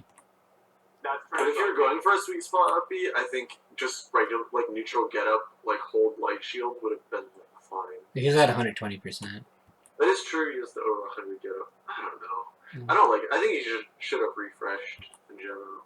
Yeah, that's the right option. I really think like hack stashing here is like really good. Like I don't think Marth can do anything about it. You're just like guaranteed to kill there if you hack stash. Yeah. Yeah, because I was thinking like I was aiming for the sweet spot in the situation for fact, but and that's something I used to really get at, and I do have a save tape for it. So should I just like remember to refetch really late before Marth tries?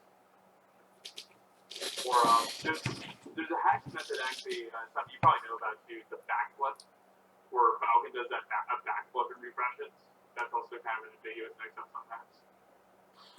It's fine. I think you can just always hack stash. Like if you practice it enough, it's not that hard to do like 1 or 2 hack stashes like really consistently. It's hard to do it like 10 times in a row or whatever. But if you like really practice hack stashing, you can pretty much always get it at least once or twice in a row without like worrying about it. And if you do it like once or twice in that scenario, you're just guaranteed to kill him. Marth, there's literally nothing you can do. So Nathan, he's saying you should just like fully, like truly invincibly just do the hack stashes, so you're just 100% invincible. Yeah, there's no way Marth can sweet spot past it. Okay. Yeah, I'll keep that in mind too. And I have a stage too. I could probably set enough more stage for it too. Just if Marth up B's on stage, just match the hack stash timing then. Yeah, pretty much. If he's that close, like if he's that like below the stage, then you have to hack stash. If he's more to the side, you can like go out and backer. But if he's below, like he was, where it's like super vertical, then yeah, you can just always hack stash, and there's literally nothing you can do.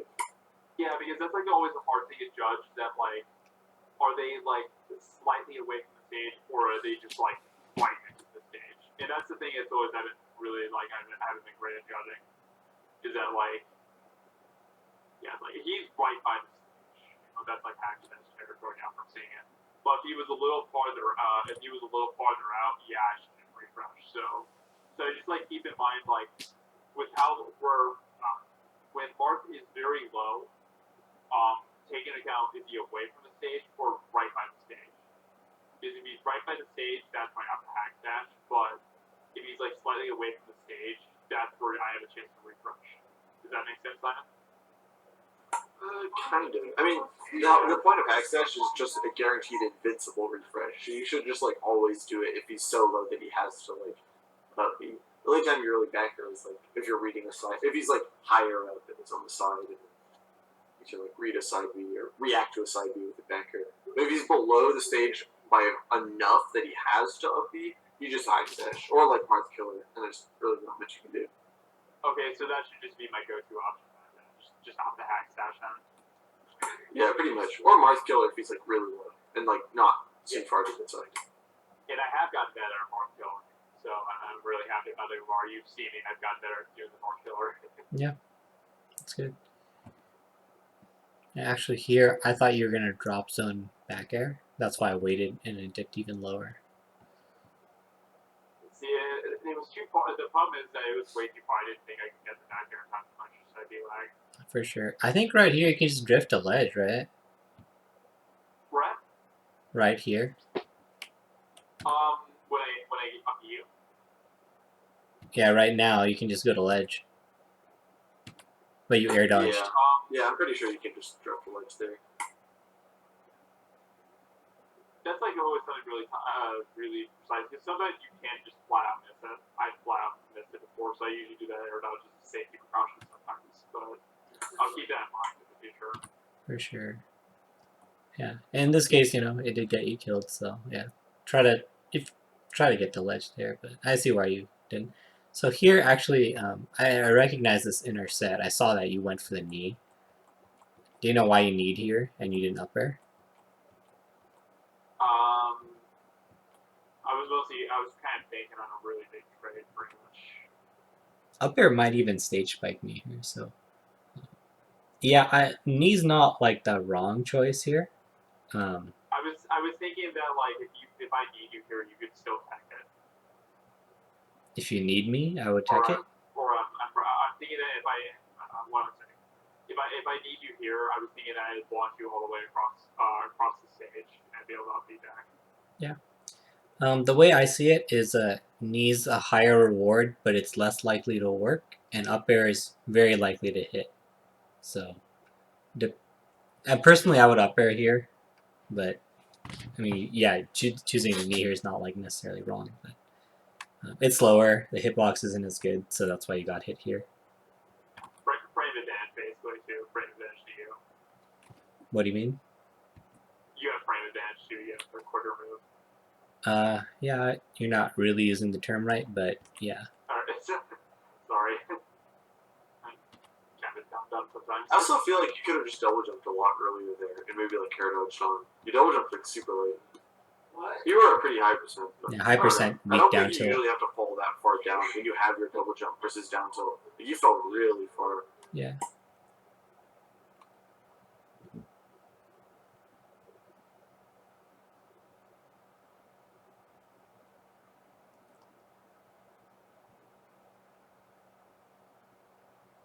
Oh, knee to the platform.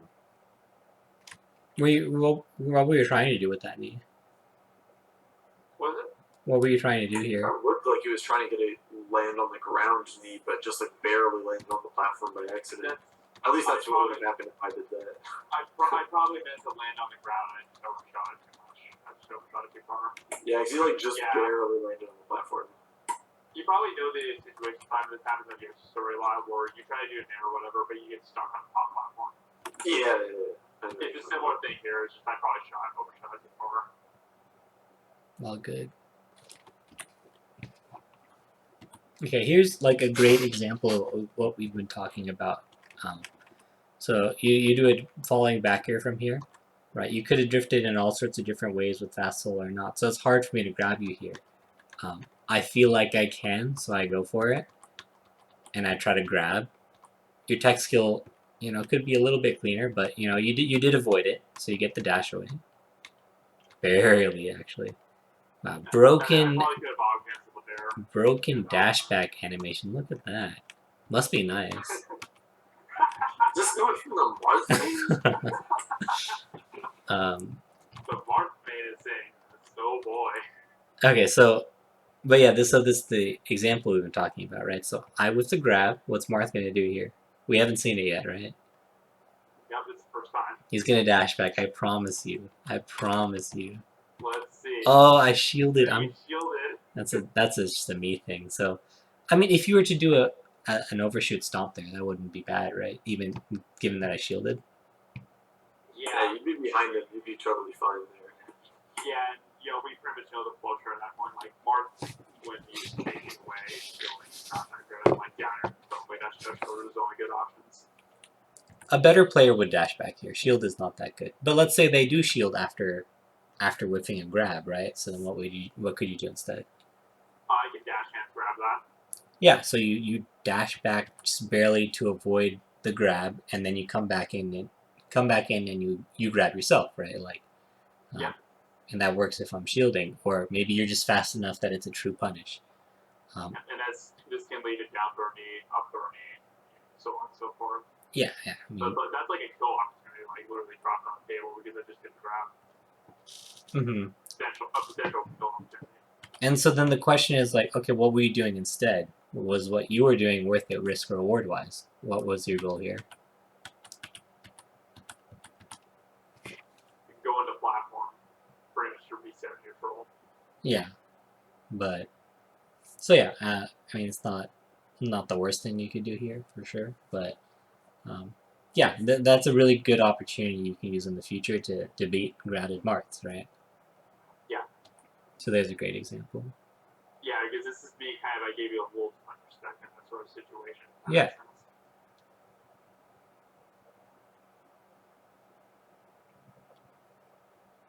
I'm so pissed. I got really pissed by gentlemen now because Bobby and I have been talking a lot about gentlemen lately. Oh, you missed that counter. Yeah, that's what I was gonna say. It's like this is a kill, Nathan. You would have evened up the score here.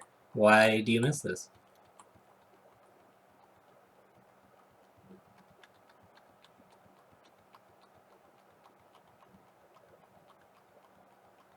But through the knee much. Just a little bit too early, a couple frames too early.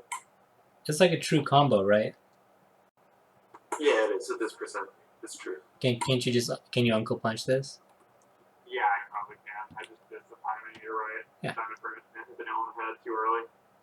It happens, you know. Sometimes you miss combos, but yeah, I miss this all the time with my old controller because I couldn't dash. So like, yeah. I'm just glad you guys are beating it out of my head now because I have really good optimal play, but I just sometimes I'm a smooth brain and don't use it. So yeah, I mean, just type it into Uncle Punch, 85%, down throw knee on DIOA, just do that like a billion times. You don't miss it.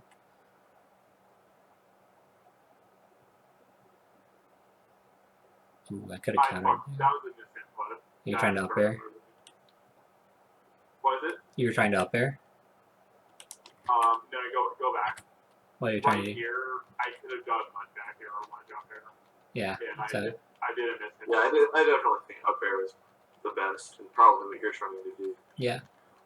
One or the other was I was gonna do, and I just fucked it up. I sucked too. Don't worry. So I fair. I try to grab you. I need to dash. GC grab. Okay.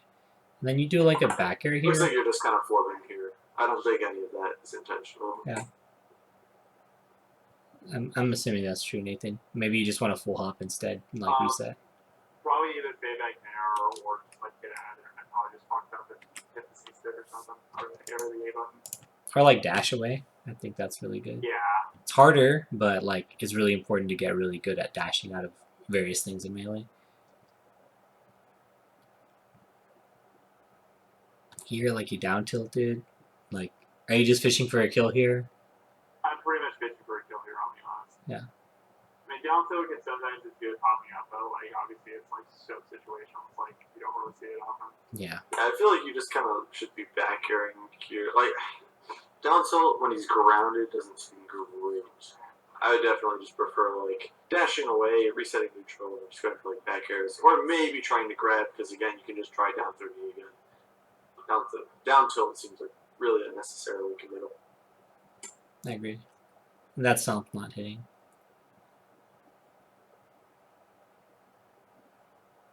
Man, I suck. Oof. That's trying to do down throw knee, and I was trying to get a really good payback to get it. And I could use the A button line to just throw down throw knee back there. Shouldn't you see stick? Oh, and you missed the grab again. This is painful. Yeah. Good, please. I just want to beat the shit out of my head.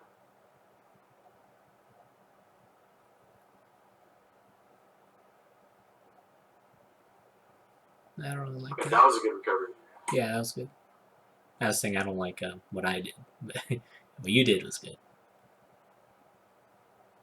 Yeah, I didn't read that. Like, Nathan tricked me. Mm. I have things sometimes. That should be as good as the double jump again. You know, I just... Yep, ledge dash up tilt to beat the back air. You really have to get down the spacing to beat fair and ledge dash up tilt with your back air. Like, if you look at Wizzy's, like, the way he ledge traps Marth, he never gets hit by, like, either of those options. He spaces around both of them and still, like, manages to hit back air no matter which one Marth does. Pretty good. So like mag space back air where it's like the hand basically. Like literally like yeah. Because if you like basically stand all the way towards like the inside of the platform and are just like shielding, you can pretty much always like back air Marth for forward airing on reaction. And if you like up tilts, you can just kind of like react to the fact that he wave landed instead of just bearing from ledge and like jump away in back air. And just like it pretty much like do fadeaways in that sense if he's trying to don't where you stay and don't get sliced. Yeah, exactly. And then he basically has to like ledge dash shield to beat that back air, and then he can like maybe try and read you doing a double. Umar does this where he'll like try and read the double back air by like shielding the first one and then wave dash up tilt. That's pretty annoying, but you can read that with grab. Yeah. It's like interesting. Okay. So do you see how I could just double jump back to ledge here? I'm not seeing it now, but like when I was in the net, I just didn't notice the double jump there. Why do you think that is? Were you assuming I didn't have a double jump? I was assuming you broke it a lot earlier. That was my assumption. Okay. That's one of them. It's like a universal, super important tool to have down in melee, scouting out whether someone has a double jump or not, right?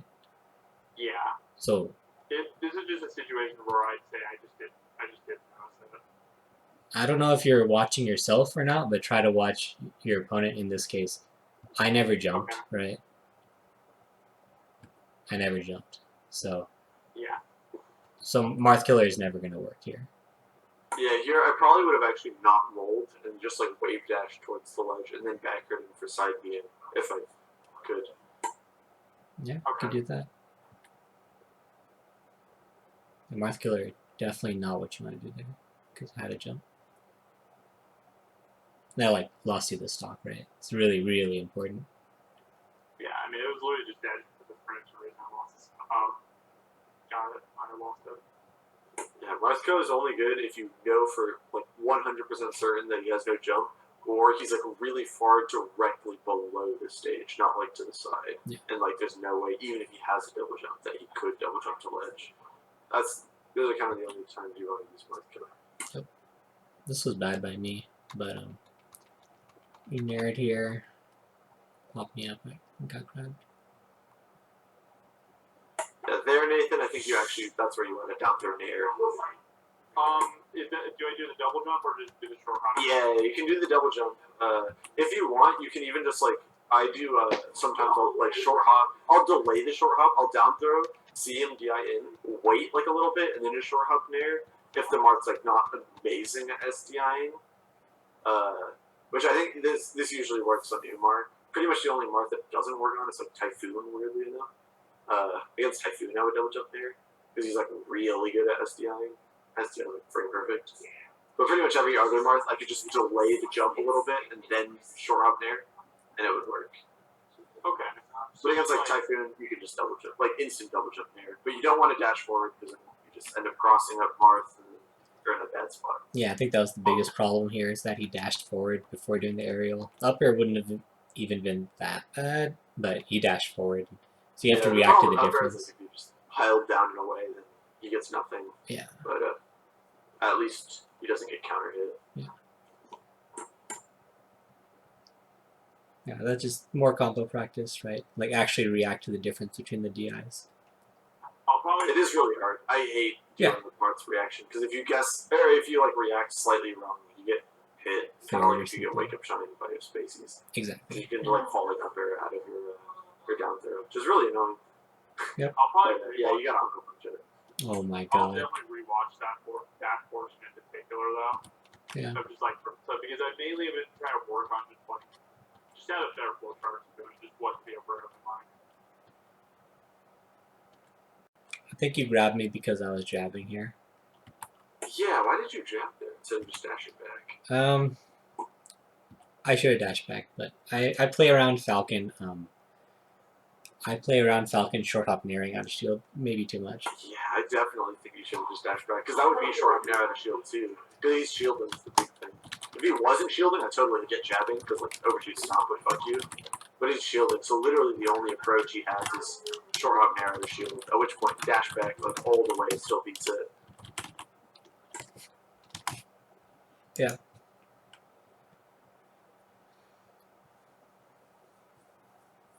Do you think it would have been better just not throw their time and I'm assuming? Yeah, if he's above 30, I like up there. He was at 31.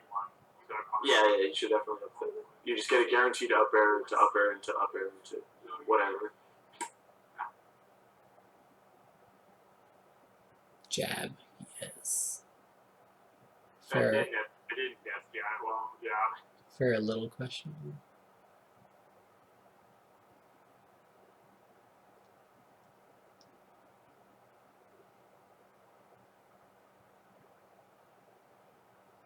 I am glad how I got you offline there too.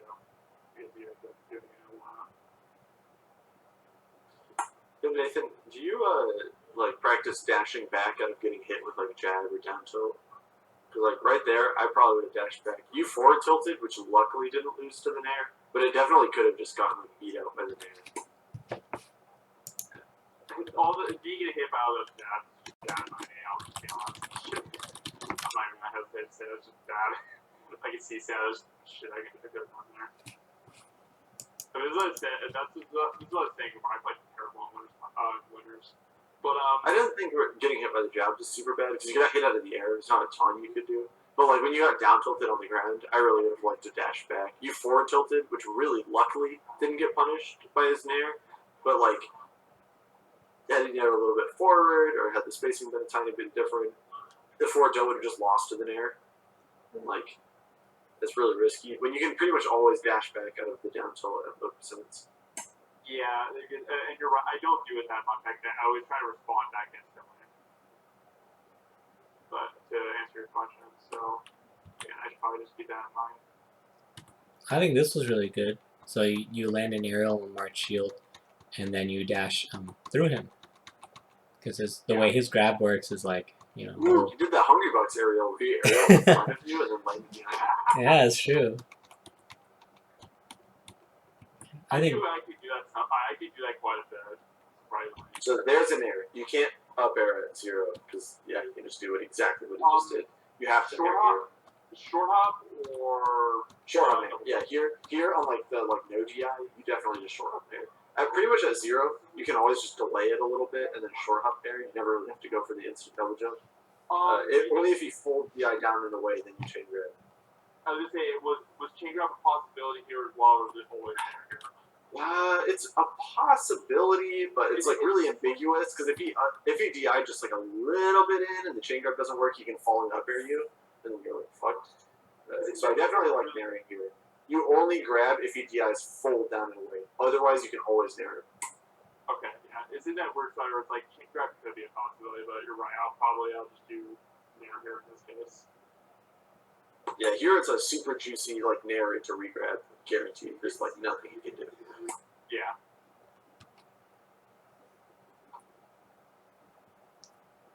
Down throw. I'm just looking for you to side B at me. I'm not confident with tech chasing anymore. Side B, grab. Okay, you know this mix up, right? This is quiz time. Yeah. What can you do here? SDI up. SDI up? I did an SDI away. Why do you want to do that? I'm thinking of the kill, or I'm thinking of kill set, sorry. As Falcon, what's going on here? What can you do? What should you do after getting side B out of there? I'm probably trying to double jump after the first hit side B, if I'm in the air like that. Yeah. Yeah. Yeah, so it's sort of a 50-50 that you play here. You can either fall down and get grabbed or something. You could fall, and then Marth is going to want to grab you. Or you can double jump to avoid that grab. If Marth reads that right after the side B, he could read your double jump, drift, and then go in up air. So typically you want to double jump because you can double jump in various different directions, and you could also air dodge potentially onto a platform. So typically you want to double jump, but I don't think fast falling is a bad idea after getting side beat here. Okay. Does that make sense? Yeah, it does. Yeah.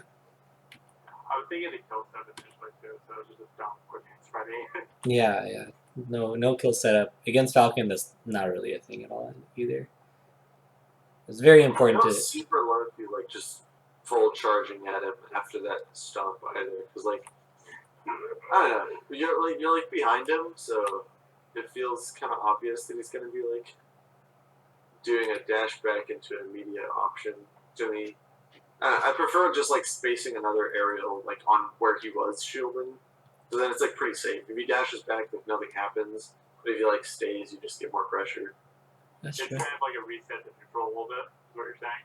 Well, kind of. If he chooses to do the wave dash that he did, then it's like fine. You reset to neutral. And if he like stays in shield or like doesn't run all the way to center like he did, then you're in like a really good position. Okay.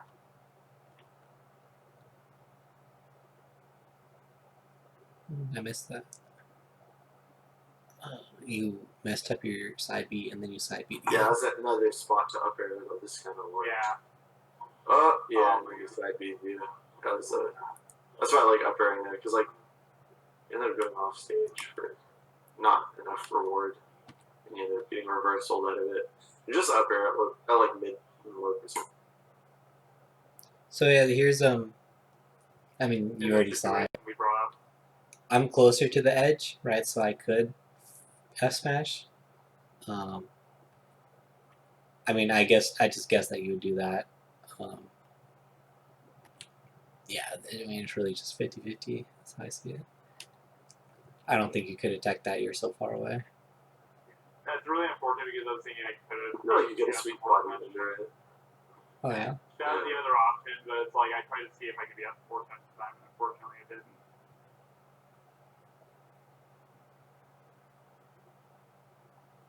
Ouch. Perfect. I would have done the same thing. I do good things sometimes.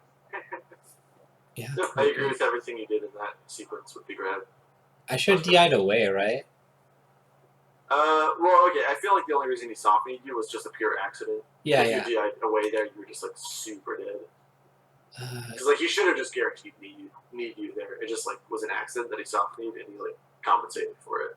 Yeah, but I guess the question is like if he knees here strongly and I do survival DI, would I live? I think so. You barely live, but then you probably get edge guarded. Yeah, I But think if you DI, you're just absolutely dead. Yeah. So the thing is, like, I guess if the Falcon, you know, like their edge guarding is like really good, especially after this because it's kind of a guaranteed edge guard. Then there's no and then in that case, then I should just DI out, right? I suppose. It's hard because like you know he's kneeing, so like DIing out just seems so bad. No, but it's like you die either way, so you may as well DI out in case he messes it up.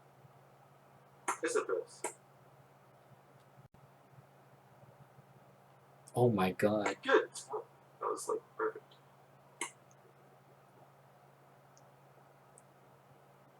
This is all solid. Yeah, it's like flow chart. I agree with everything. Side B makes sense here. After like a Nair trade kind of thing, side B, I guess. Yeah, I agree. That's fine. The back of the up throw. Ah, there you should have just up air. That was the problem. Bobby is going to have an aneurysm looking at this because we have been talking about just keep it, we call it KISS, it's called keep it simple, stupid. And that was one that where I should have just gone for the up air. So, yeah, I definitely agree. That makes me upset because I know Bobby and I have been talking about this constantly. And I've gotten better at it in other matchups, but against Marth I have to do this, and I haven't been doing it against Marth. So there, you side beat after kneeing him, which I don't think is super good because like knee is like if you do it perfectly, it's positive. Even if you don't, it's like not usually shield grabbable, and you cross him up. So like, yeah. I don't think side B behind Marth is supposed to be good, but like here, I feel like you're pretty safe. Just like narrow shield or something, and you just cover everything from there. But instead, you committed super hard to the side B. Got out. My main prediction for doing it, I will say, is if he had stayed in shield. That's my prediction of why. Okay, so if he stays in shield and you side B here, what happens? He like shields it and then he wave dashes out of shield after blocking the side B, and then grabs you. And pretty much like trying to pull it. But because of this option, you just end up completely whiffing and getting punished. Whereas if you would just like turn around there, you were just golden. I don't think there's really. You just keep up the pressure super hard. If he rolls, you just chase down on the reaction. Like, Marth's kind of screwed. Okay, so like in this sense, it was like if I cross up Marth, so if I cross up Marth with like an overshot stop or an overshot knee, and he's facing away from me, should I just do like Nair's taps pretty much? Yeah, I really like just turning around, nairing his shield. If you cross him up with like a solid like high shield scenario, just turn around and nair that shield. It's like super good. There's not really much. You can potentially poke him too. If you will. Yeah, you can potentially poke. If he does anything besides roll, it just hits. And if he does roll, you have like enough time to chase him down and keep shield pressuring. It's really good. If he's staying at shield, is it too big of a commitment to try and grab? Is it still too big of a commitment to try and grab there? Not totally, but you were kind of minus on a shield. The only reason I was suggesting to do stuff is because you're behind him, so he couldn't shield grab you. But like, if he does the wave dash, then like the nair does, or the grab doesn't work. But if you had like naired, it would probably catch the wave dash. Okay, so in this sort of situation, if I cross Marth up, and I'm really close to him facing away, opt the Nair and Jab instead. It's definitely a mix-up. Like, you could read that he's going to hold shield and grab, but like, you already hit his shield, so how likely is it that he's going to hold shield? You know what I mean? Yeah, I'm just breaking it down in simplicity of just like, these are the 1 or 2 options that I'm going to opt to go for. And then, like, if it gets, like, really metagaming in this sort of situation, like, we're holding shield, then yes, I'll consider the ground. Does that sound good? Like, that's half. Yeah, pretty much. It's like a read. But I would, for the most part, for this, for before you have, like, a really good read on them, I would just go for, like, the Nair, because it's really safe. Okay, so auto the Nair then if they're fading away.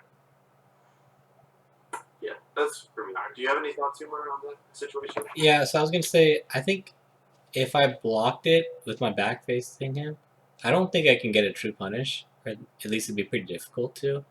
So side B's not that bad, but I also agree like doing the Nair is a bit safer. You can get like a bigger opening too, I think. Yeah, I mean, I agreed with what you were saying for the most part. Because the side B is quite a bit. Like, it's not entirely bad, but it's like there are better options. This is the alright, I'm used to playing Falco now, so I can do back ears on shield. Let's say, what the fuck do you do with that? I hate that dash dance, like, in the middle, like, just to cover the roll so much. It feels like it's bad, but then it catches me roll so much, because I spam roll. Yeah. Simon, I can't tell you, this is a common habit, there's like, I call it like the wheel of panic. That's one my dad had his eye will roll on it. This is when I start panicking, like, I'd say that's one of my biggest panic options. That was better. Hang on, Simon, go back. I crossed him up there. I probably should have done there, but that was better. Yeah, I would have preferred you drift the aerial back a little bit, because, like, if you weren't going to super overshoot late stomp there, then, like, drift the aerial back just so he couldn't dash dance grab it, because you could have dash dance grabbed that knee that you did. But the idea was correct, I think. Well, those uppers were really good. I'm just visualizing it right now. Like, that wasn't a bad, that, like, wasn't a pretty good overshot game, at least for considering. Yeah, it just wasn't overshot like enough. I think if you were going to do that, you should either fade back the knee or just go for like a super non-fast fall overshoot stomp. Yeah, I'm just glad I noticed it now. I'm just happy about that. Yeah, I like what you did in this series. I gotta say the DI and the stuff was really fucking good. Oh yeah, this like I think I learned it from Armada. This DI is so good. So yeah, you DI like up you and. You have to like position yourself before this up air to like make sure that you can cover. Okay, it's hard to explain. You want to make sure that you're always going to up air him to the left. Like position yourself beforehand, knowingly. You can even delay it a little bit because there's enough hits done on the up there that you don't need to go for like an instant up air. You can kind of do a slightly delayed up air, and then you can, if you do that correctly, you can go for like an immediate dash up air and cover the DI away that Umar did.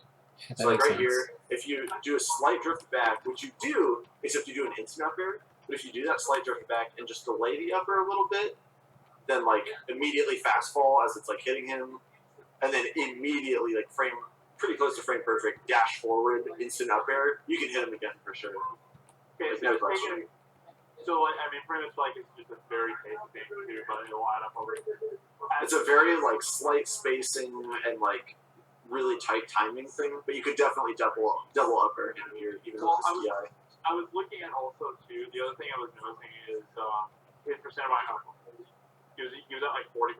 So this is just a little detail to keep in mind. The higher the percent, the higher chance you get the way up.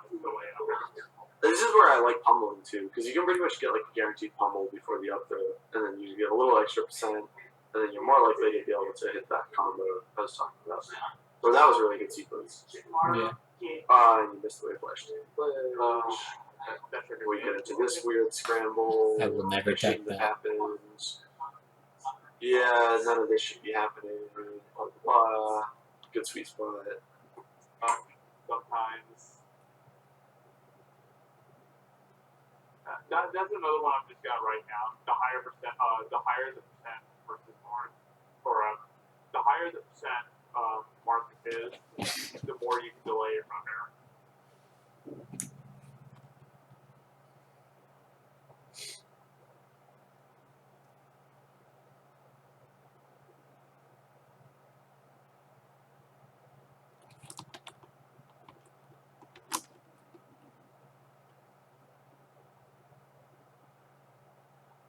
Good dash. You get ferried here and you dash. There's where you should be spacing outside of that fair and just back airing down.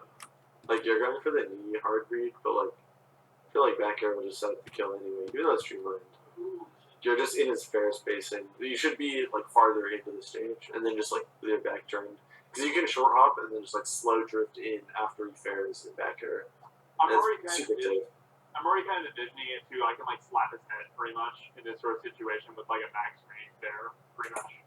Yeah, you can just do like a really late back air, like drift all the way in after he fared. You can like short hop over the fair, drift all the way in, and then back air for it. Yeah. Just like watch how Wizrobe ledge traps Marth at back air. He pretty much does the same thing over and over again, and like the Marths can't deal with it. It's really what would be good test actually just I'm only writing like very few things down, or literally like percent-based stuff. Or pretty much any Wizzy versus Zane set, if you want to look on YouTube, you'll see him do it. Like the way he back airs around the fair. It's pretty good. I think at Summit they like specifically call it out during commentary too. Okay, so I mean, yeah. It's literally either percent-based stuff and like set inspiration. That's the only thing we're bringing down to Marth. That's okay. That's fine. I'll allow it. I'm sorry, I'm kind of breaking the rules a little bit. It's just like those specific things in particular, like I really want to jot down percent-based stuff and then also inspiration. Yeah. Okay, but I'll keep that in mind. I'll probably watch some stuff tomorrow. But just watching Wizzy versus Zane is really informative on a lot of like the more flowcharty aspects of the matchup. There's that roll in again. Yeah. So I mean, before that, even like here, I mean, this kind of stuff will happen. I'm willing to take a risk more and do like a short hop. I mean, you could have side beat or dash dance grab this, right? It's an approaching nair, so there's a good chance you could have dash dance grab this. You opted to do a back air. If you're going to back air, I actually like dashing away and then short hopping, like doing the backflip short hop and then back airing. It gets over the nair like way better. Like a full you hop? Cover the exact same space, but you like risk trading with nair a lot less. Yeah, because like the backflip, Falcon's like nerf box, like really hard to hit. Yeah, well, because like nair's at a diagonal, it's not like perfectly horizontal. So because it's at the diagonal, if you can like try and stay a little more to the left and like above it, you're like way more likely to just beat it out. So doing that like backflip back air is really good against the more short hop nair. I'm sorry, I'm just really pissed because that tech roll way I did was really good too. And I just instantly rolled it afterwards.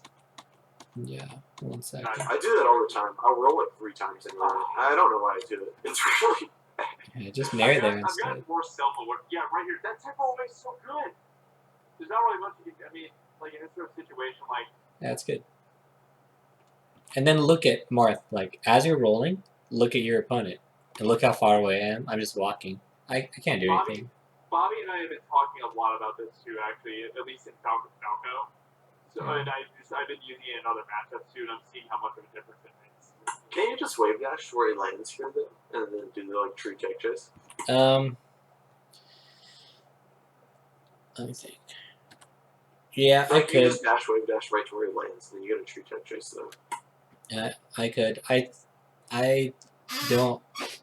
I think I've kind of given up on like a true reaction tech chase against Falcon because of things like how far he can get if he DIs away and tech rolls away, plus his options off of miss tech. I don't think it matters if he does that because like your down tilt goes so far. So even if you like think you're not gonna get the true grab, you can just down tilt like, or your grab goes so far. I don't think it's that like crazy, especially on the rolls. On the tech and place, I kind of get it.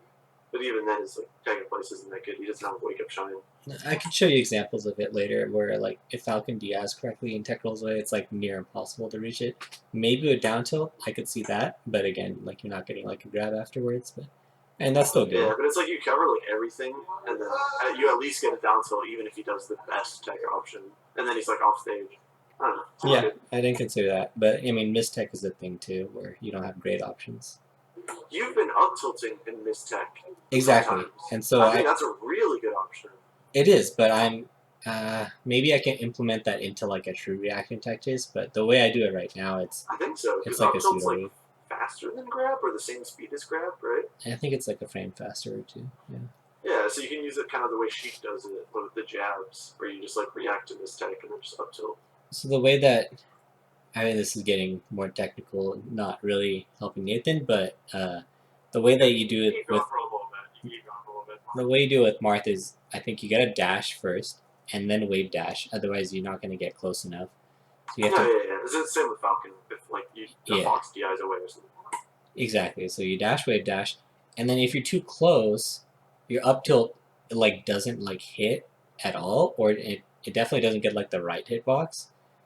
So that's why, at least at this point in little Marth meta, it's like that's why we don't do like the dash, wave dash, and then up tilt.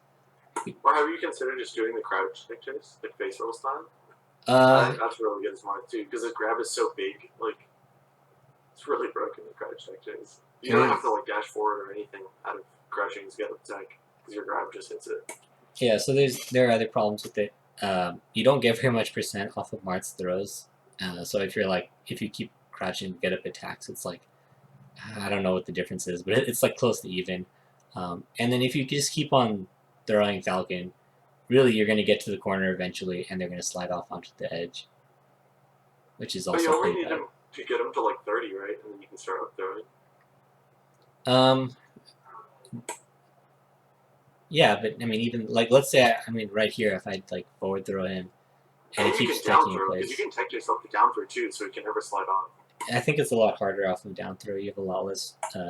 Your Yeah, it's harder. There's less lenience, but it's still true. Like if you really grind it out. Like I have to grind out reaction tech chase and Fox. He can wake up shine on frame 1. Yeah. I feel like you could definitely do that versus Falcon. Yeah, maybe off a down throw. I mean, that's another example where I think if they were to down throw DI correctly and tech roll away, it's like really hard again. I'm not saying it's impossible. I'm also not gonna say I want to like frame perfect do everything. I'm not very big on reaction tech chasing. Period. I would never learn to reaction tech chase Fox and Falco, for example. No, I don't think in YouTube versus Spacey is really like not very often. But versus Falcon, his tech options are so bad. I feel like it's not that hard to like learn to react, because his rolls take so long and he has no good options, like no frame 1 options out of it. Yeah, it's like maybe dash or like shitty spot dodge. But yeah, I mean the reason is so that I can up tilt and get like a good hitbox, and hopefully they're SDIing up, so then I can get a good follow up off of up tilt. The idea is to get like high rewards and cover multiple options instead of covering every option, and then like maybe they slip off and like you don't get anything really. That's where I'm at with it right now. I wasn't of that mindset before, but I mean I started seeing Kadoran do it. It seems pretty simple. I tried doing it. It's like super high reward, and I started doing better against Falcon with it too. Yeah, I think you just have to like do the math on it. Like, how much damage do you get per regrab versus like how much damage, or like what percentage chance do you have if you're going for the read of getting it, and then how much damage do you get for the read, and is that worth getting the like true react or giving up the true reaction tech chase damage? That's kind of what I did on Falcon, because it's like really easy for Falcon, because if you get like one down throw regrab on average, that is more damage than if you tried to read them with a stomp at 0. So it just makes sense to tech chase. But I don't really know how the math works out on it. Yeah, I'm not too sure myself. But yeah, it's more like almost like an anecdotal thing. Like I don't see Marth's like true reaction tech chasing Falcon very much, period. And then slide off DI as the thing onto the edge. I mean, Zane reaction tech chasers, right? I see him go for like up tilts to like start getting like bigger combos more often. Yeah, you just up tilt the attack in place or no attack, and it's like that's on reaction. Yeah, I mean, I'm not sure. I'd have to watch Zane play against Falcon a bit more. I haven't watched him too much recently in the matchup. But yeah. If you held down there, you could have got a grab and killed me, right? Even if you were rolling in, you're holding down.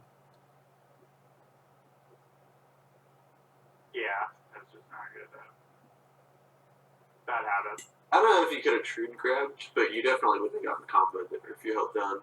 You might have gotten pushed too far back if you were ASTI. Yeah. But yeah, you wouldn't get combo at least.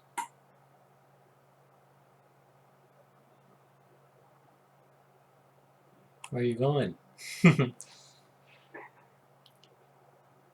Yeah, the double jump, like, it's just... a flub. It's a flub. Oh, okay. Up air here makes sense, but double jump up here doesn't make as much sense. That whole situation was a flub. I meant the shark up there is why. That's good. You did the back air up, or the backflip back air. That was good.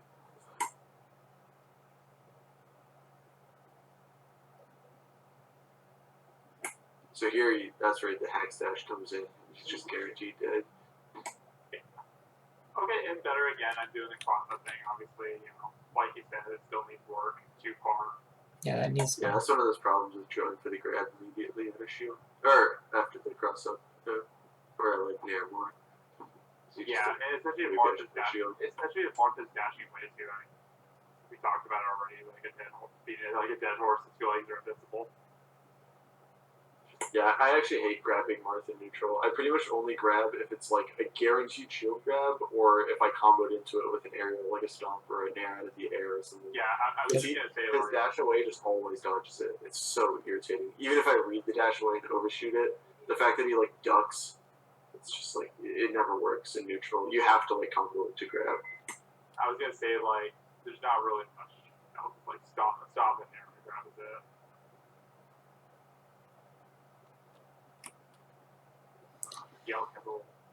It's a really late up air, which is not bad by itself, but like, are you ready to dash back? I just missed the out one. Oh, yeah, I think so. Yeah, I think that would have been safe if you out canceled it and then just dash back. You could have been fine. So this is good. You guessed correctly.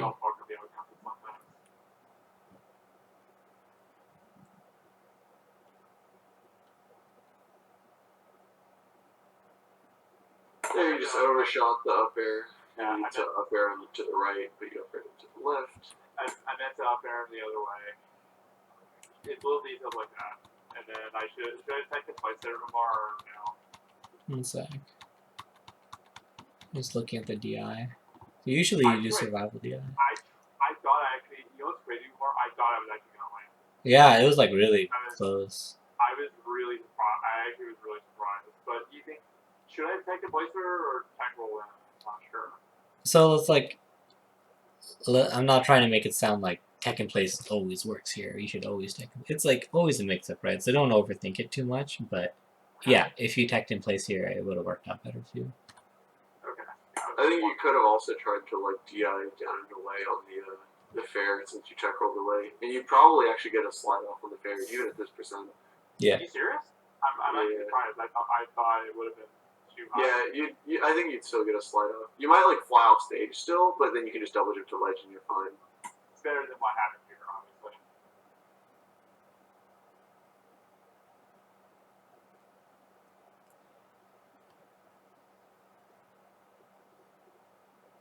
Wow.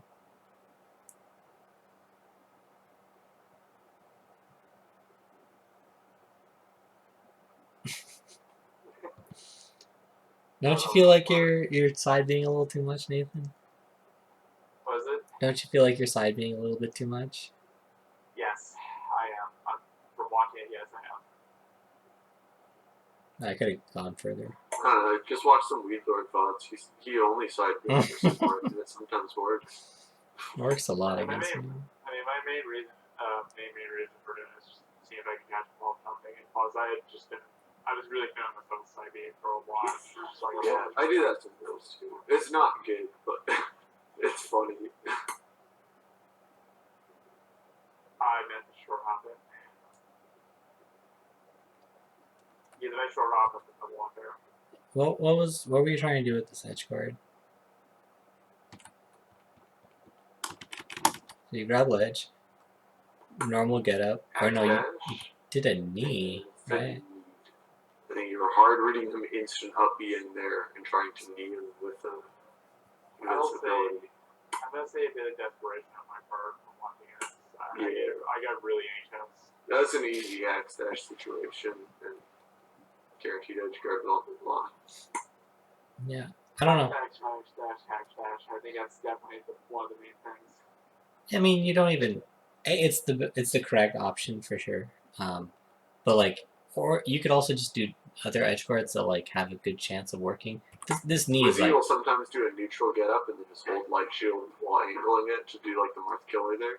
That's pretty good. And then you can like stomp from that position too instead of having to Marth killer.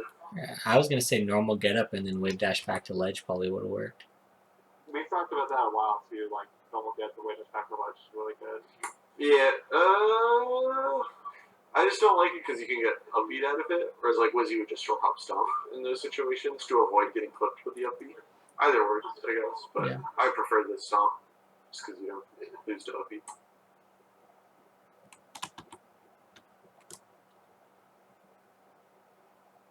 And you need to hit that every time too. Yeah. This right here. It's a really good refresh, right? It was a good refresh. This is really, yeah, it was a good refresh. This is really hard to hit on Sheik. This is not hard to hit on Marth. Yeah, you definitely need to be hitting this. It looks kind of hard to me. I'm just looking at it right now. As a Falcon, I don't think this one's particularly hard. You can also just stomp here and it would work. But he has no space, you know? It's like, where is he supposed to land with the knee? Yeah, you have to practice this against Sheik a lot too, but Sheik's hurt box is even smaller, so it's like way harder. And it's like super ambiguous whenever Sheik does this. But you can definitely just land a knee. But you can also just stomp there. And like, you're at the percent where that would work. Stomp knee would be guaranteed. Get up attack. Kind of bad here, right? You see the air dodge, you should probably let back air. Back air, even knee actually works there. I would have even not minded just wave dashing back to ledge again after the get up attack. I think that would have been good. That sucks. Mega unfortunate pin himself knee there. Yeah, but like, yeah. You like sort of deserve it for like missing 3 edge guards and kill opportunities, right? That's melee slapping me saying, bitch, work on your edge guards. There you go. Yeah. So, melee punish me properly here. Yeah, that's also you triangle ledge trap him with short hop knee instead of doing the space backers again. Let's say I got my karma.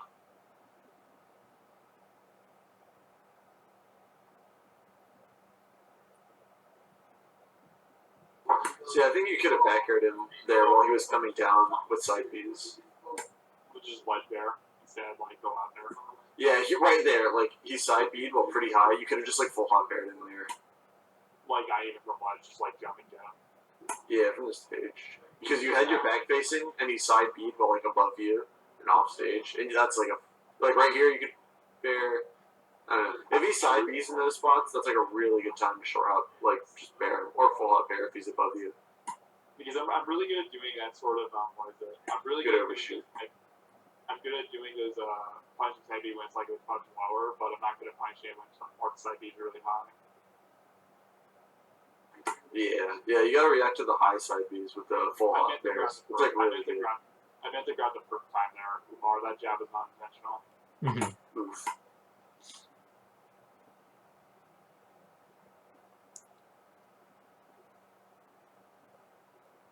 Back to the ledge.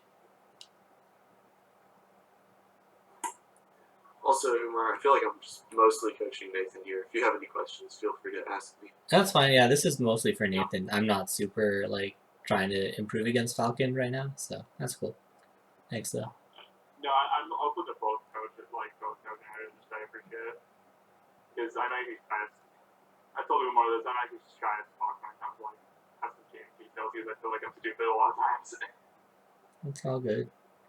So this is like an option I've been thinking about. I don't know how good it is. Do you think this is good, Nathan? Simon? He like double jumps away and then up Bs?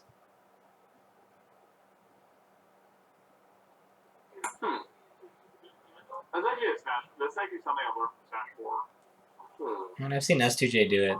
Pretty good.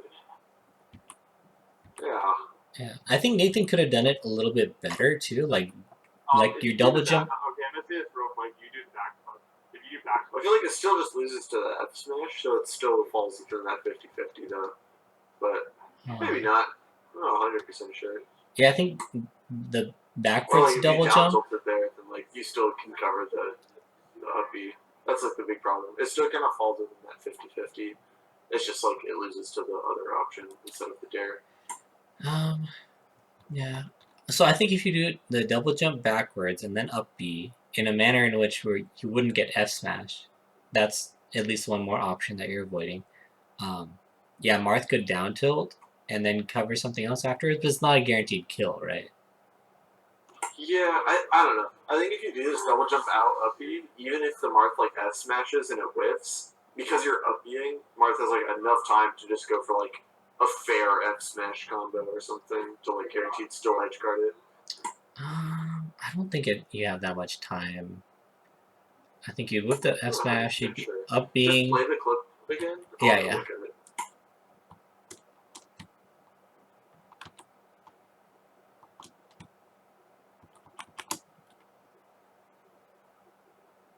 F smash right there instead of going for that down here. Yeah, I'd be out of F smash lag around now. Yeah, that's true. You'd probably have to like up tilt him. Up tilt. I'm not sure if you need a kill, but you get a fat combo. Yeah. It's hard to fit. And that's part of it. It's like one of those options where it's like, sure, I'm gonna take some damage. You get to combo me, but you have to work pretty hard to like actually kill me off of it because I don't want to play this 50-50. At top level, like if I was fighting Zane, I'd be pretty sure it still just like falls into the 50-50. But aside from like that level, yeah, this seems good. Yeah, I mean, I see S2J do it, so I don't think it's bad. But yeah. No, yeah, it seems solid. Making them work for it is like almost never a bad thing. Yes. Is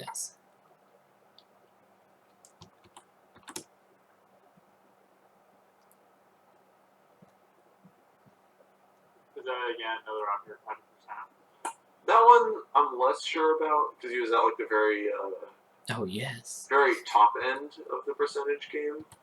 But the big thing was that you got the reverse knee by accident. But maybe I would have upgraded still. I should have kept going. 3, and I should have done 4. What, fourth it? Yeah. I actually don't even know where it goes or what it does, but maybe it hit. 3 was good. Anyways. Oh my gosh. Yeah, there's that side B thing we were talking about. Yeah, they're definitely just doing it too much, right? It's like if the Marth has blocked it like 3 times already, probably should just put aerials there instead. But yeah, if the Falcon's just rapid jabbing, you can just let yourself get hit and then just like ASGI down and down tilt him or something. You'll just always punish it. It's not a huge punish, but you never have to worry about him just like rolling away for free. You always get something. I don't want to down tilt though. I want to grab. I know you do because everyone's greedy, but like if you're getting hit by the rapid jabs, like you've already like sort of lost the situation. You're not gonna get exactly what you want. Just down tilt him. Like especially when he's at like over 70 or whatever, it's like always knocking down and we might get a grab anyway. Yeah. Oh my god, that's an idea. Okay. Was it a bad side B? The first one was horrible. Tech rolled away, and I'm like in the middle of the stage, right? that side B is so bad. Yeah. Yell at me, do whatever. Just I know it was bad. Yeah. You know it's bad because you're looking at it now, right? And the trick for Dude, you hit him with the roll and grab talent. Oh, me? Yeah, that was the classic. Roll. Oh, damn. Justice was complaining that Toucan hit him with roll and grab a bunch of times. Dude, back in the day, Toucan would destroy me with roll grab. Oh my god. It's so good. It is. With IVs. Yeah. Was there hella low they can crouch and shit? Anyways, yeah, roll grab. It's legit. I don't know why I'm rolling here. My hands just suck now, but and my controller. But anyways, yeah, so you know it's bad now, Nathan, because you're looking at it, and the struggle that many Melee players have is to actually look at the screen more consistently. Yeah. And that's like half of what Drug Fox lessons boil down to. So, yeah, just watch your opponent. Like in this sort of situation, or just like when your opponent's at center stage and you're in the corner, just watch your opponent. Bobby told me this too. He's told me this too. Just remember to watch my opponent. Yeah, if you just run at me here, that's what's the worst that could happen. Or you just run at me short up there, full hop out or something. Like mix up your like defensive options. Don't always side B, right? Yeah. Oh my god. You did it again, because why not? Dude, but the third side B in the row is always the best option. The best one, yeah. I don't know, Simon. They never see the third one coming. I don't, that's I for mean, sure. If I really want to be that stupid, then yeah, maybe. Again! It doesn't stop. Okay, he stopped. Oh my god. For now. It's also online. Forwards. It's so good online. Okay, Nathan, you should know this one. I'm not gonna say you should know, but like, I think it's obvious here. So, you should know like Marth's combo trees too. So, like I told you, around this percent, up throw forward smash is guaranteed and always tippers. I messed with the DI that time. I messed it up. What do you mean you messed it up? I did react time instead of when I got forward smash there. Because I always know that Seth is always an option. I always know up throw forward smash is an option. Only at this percent. Oh, only at that percent. Pretty much. But like mid-60s. I'm actually going to write this one down because, I mean, I always knew it was an option, but I never knew the exact percent range. Yeah. So, what's the percent range? Just like mid-60s. When up thrown by Marth. Between 60 and 70. Between 60% 70%. You could also try double jumping out at this point. Like it's technically only true at 63%, but yeah, it might only work. 63. Yeah, it might work here too. So here's I'm writing it down. When up thrown by Marth, it's between 60%. 1 sec, I'll be right back. Smashes on the table. What? I'm gonna go grab something from AJ's. We have the chicken sandwich and things. I'm not getting a chicken sandwich. I'm getting dessert. If you're getting a dessert, I want some of that thing. That dang shit. You want the McFlurry? Yeah. Okay. I want the whole thing. I know. Dope. Okay, I'm getting a McFlurry. So yeah, what were you saying? So good choice. Yeah. When up thrown by Marth, 60% and 70% F smashes on the table. Double jump out if this happens. Does that sound good? Yeah. Oh, okay. Don't. I can remember the double jump out part. I'm saying that, yeah, the double jump is like an optional thing. You should try to escape combos sometimes with double jump, right? Like, you know, press all the jump buttons and use the analog stick because there's a buffer window too. Yeah, around this percent, Marth is probably going to forward smash you if they know what they're doing. Okay, so I'm going to leave the double jump out of it. Is that? Yeah. Okay, so when I'm throwing Marth between 60 and 70%, F smashes on the table. Yeah. You typically want to do survival DI here. Yeah, and this time I just, obviously, I was not aware, I got hit. You want to build up your smash memory too. So like, earlier in this game, at the same percent, I up threw you and forward smash and you didn't DI correctly again. Yes. Yeah. So yeah, I mean like, you can try to remember from last time and then you should be ready for it the second time. Yeah.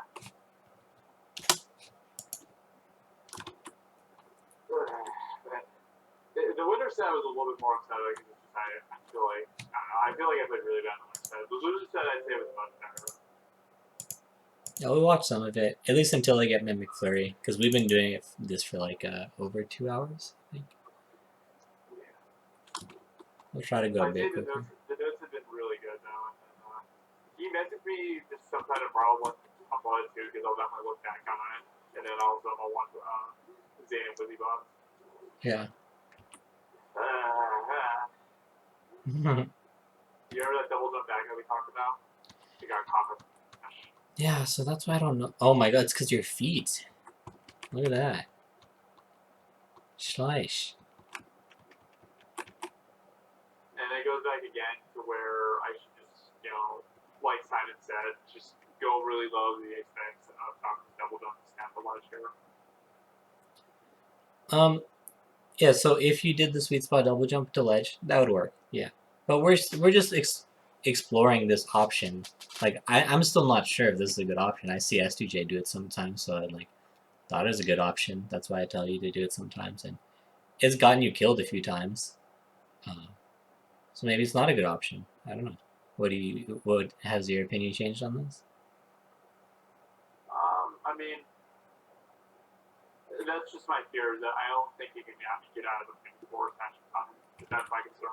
How about like you do it if the forward smash can't immediately reach you? Like here. Yeah, I think because here you're too close to the edge, so Yeah. like the forward smash can reach. Whereas earlier when you forward through, you aren't as close to the edge, so it seemed a lot better. Exactly. So depending on which throw, so like on forward throw, it'd be better to do. Well, more just like how close he is to the ledge when he throws you. Yeah. Okay, so where he is. Okay, that makes more sense. If he's super close, it doesn't seem great because the F smash just catches it. But if he's like a little farther away, if he's more towards the center, then it seems better because you can dodge the F smash with it, and then you maybe eat some aerials. But if you DI it well enough, you get out of the combo with it. Yep. And that goes back to what you said earlier too about like the force element. It's because of where Marth is on stage. I was just thinking of something. If I down throw him here, and you just fast fall for just a little bit, and then you up B like almost immediately. Like, what if you just up B right here? I think that's good. Not crazy? I mean, Doesn't it just lose to the dare still? It might even lose to the F smash here if you just up beat right there. I was gonna say. No, I think because if you do the short hop, because or by the runoff down there thing. I think the runoff down air gets hugged, and I think this forward smash, like remember, consider the timing of the forward smash. Oh, but also down. your percent is so low. Even if he like up B's you here, you just tank it and then walk forward smash him. And that's what I'm saying. That like, if I up beat here, he can just rinse and repeat. There's not really much. If you use that high percent, yeah, maybe the up beat's better, but at this percent, I mean, I'm just asking. Yeah, you'd have to be on like up B knockdown percent, but here I think you can just tank it and walk forward F smash him. Yeah, so that's a good point. If it's a really low percent where I can just tank it and F smash you, don't do it because it's just the you lose kind of situation. But okay, let's say I'm at 100%. How about now? I'd say not to do the up B there because you get launched to the other side of the stage. So yeah, I'm thinking about it. Yeah, and that's what I probably actually. I think I do it in some spots when you're at like super high percent. I do it. Okay. Fair. Although you tend to like just a lot of the time you'll just like do the down tilt fair at high percent to like avoid me teching too. I think that's like a little different. That's when you're like kind of forced to up B. That's when you'll. Yeah, I'll do my down tilt. But like you also do it to try and catch because you'll just down tilt there because it'll kill me if I do the instant double jump, and then if it happens to cover the up B too.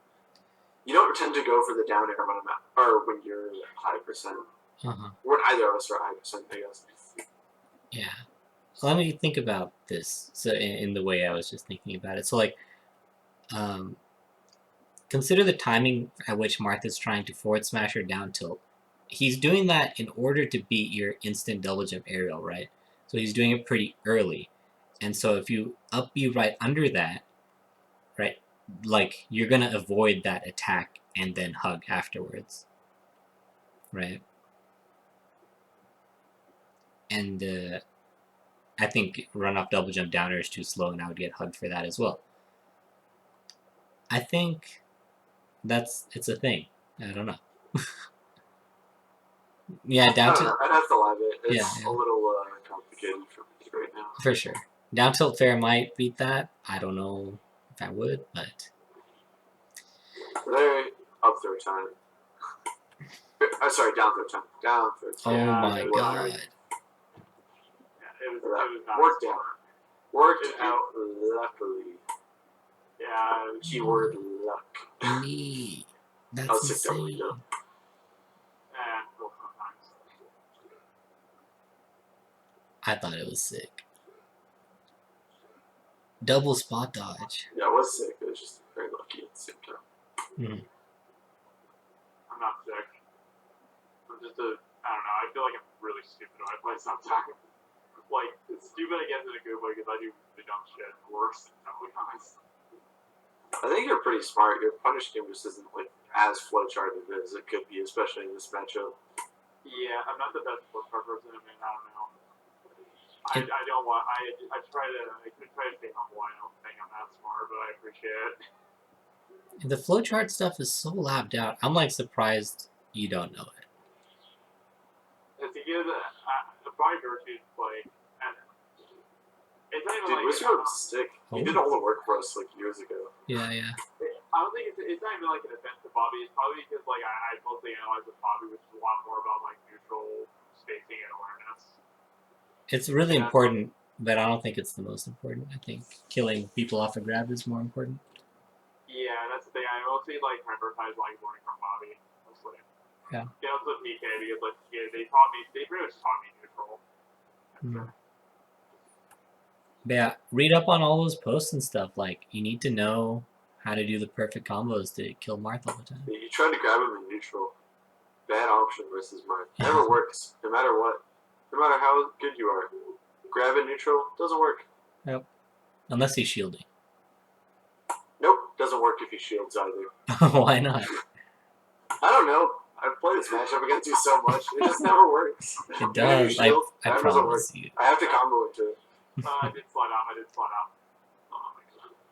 Nice. That's a kill for me. Oh, just kidding. I suck. Jab. Oh. I probably shouldn't fare like that. You could shield drop up near me. I guess that's a good question then. Why didn't you shield drop up near me here? Well, we're at. We're getting there. He jumps to the platform. I like this escape, by the way. I don't know about the Nair exactly, but getting to the platform, solid. So here you're shielding, and I fair you right here. Why don't you shield drop up here or something? Yeah, you're right. What did I do? Just want to see. Wave dash away. It's like okay. It's like safe. I think I accepted that you were gone for hold. That's why the pod consumption. But you're right. I probably should have just gone shield up there because that's like shield drop double up air kind of.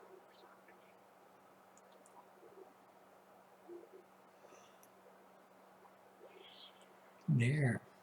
See, like, we get close here, and I keep naring at you. You should maybe get right outside the range and then grab me. And then what, Umar? What beats Nair? What beats Nair? Side B. Shut up. Kinda. You just told them to stop side B. Well, those are different. You're so counterintuitive. No, okay. I get what you're saying. Yeah. The Bobby told me about this. Like, what is it? Oh, that was a reverse knee. I wanted a reverse knee. Back again there. Oh, you rolled. But this is good, oh, I just really am different. Sometimes I don't want to kill it, or it's hard to make it really hard. Yeah, it's okay. It's like, if he has his double jump, I don't think Marth killer is good, because he can just jump back to stage. Yeah, I should have reversed it. I'm pissed about it, because I was like, insane. When he's like right next to you and he's side piece, you just back her. He's just dead. Yeah, Bobby talked about a lot about that. I need to get back to that. It's just, a lot of it's just refresher, really. I don't know. I kind of really just love a Ruski. That was a good option to follow it up though, or you just fast fall back down instead of double jumping. I would double jump, gotten spotted. After the tournament winner? Yeah. Yeah, I think I told Nathan to do that kind of recently. Like, everyone always double jumps afterwards. Yeah, and they just die. I'm double jumping to get fair at me every time. Yeah.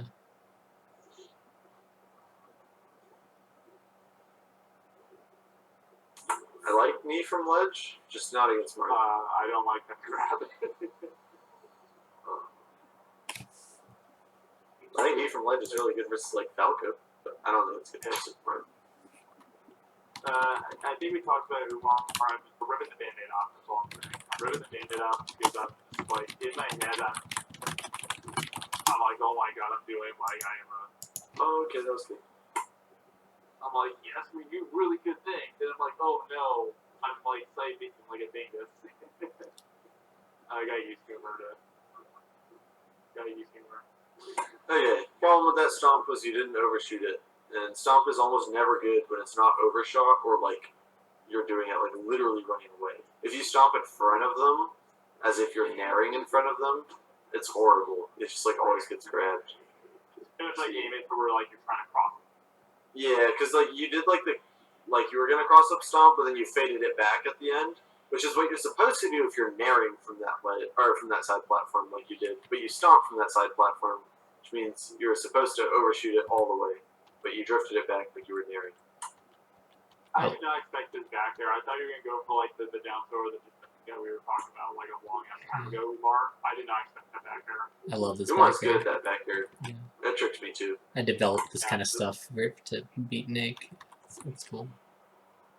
Yeah, it's pretty good. Would you be better to up the earlier, or was I just kind of screwed you the Let me think about it from your perspective. Because like I just thought it was really good. I was like, oh shit. Double jump like immediately right here and just up you super high. That's what I'd be doing. Yeah, that one's pretty good. Yeah, just up you first. Yeah, you went too low. You're greedy. You thought you could get the ledge. It was very telegraphed too, with me going down there like that. A little bit, yeah. See, my short up backer thing takes quite a bit of frames to do, so yeah, it was a little telegraphed what you did. Yeah, Alright, I'm gonna drop out of the call because it's late. Yeah. We'll be done soon too, but yeah. Thanks for joining. Yeah, no problem. Hope you learn stuff. Oh yeah, I'm definitely gonna read later. So I'm gonna take your advice on the Wizzy set. I may even message you some stuff about that too. If I'm anything really important about it. Yeah, for sure. Good night, kids. Good night. Thank you. Ouch. Up there. There's that. I get back here. I go back here and read in the hack section. Snipey. Do it. Nice grab. So you kept side being, so then I shielded a little bit more. I will say that this game too really bothered me because I'm like, fuck, dude, because that's like. Here's I really want to make one at that point. It's the input error, right? Oh, that's second input error. Yeah. I'm just thinking like I don't know, people are in this people think about pro level melee a lot, like as the default, I guess, and they forget about how hard this game is, but we both make so many unforced errors, and I think that's such a deciding factor between like top players and not. Like they actually don't mess things up very much. It's very rare for them to make an error for no reason, right? I mean, they're still human. The main for is that they're still human at the end of the day. Yeah. It's just, but like you said, the errors are very limited, and that's where attention to detail. And it's funny, my parents always said it, the attention to detail adds up. And that was one of those instances. That check that's a big miss. What do you mean by attention to detail? Like you hate those sort of like just like missing those sort of conversions or whatever, or like not being aware of something on stage or whatever, or like the backer thing, like Simon said. For sure, I think of it more as like you need to be like in top shape and like always practicing this game to like not make those mistakes because the game is so difficult. Yeah, that's how I see it.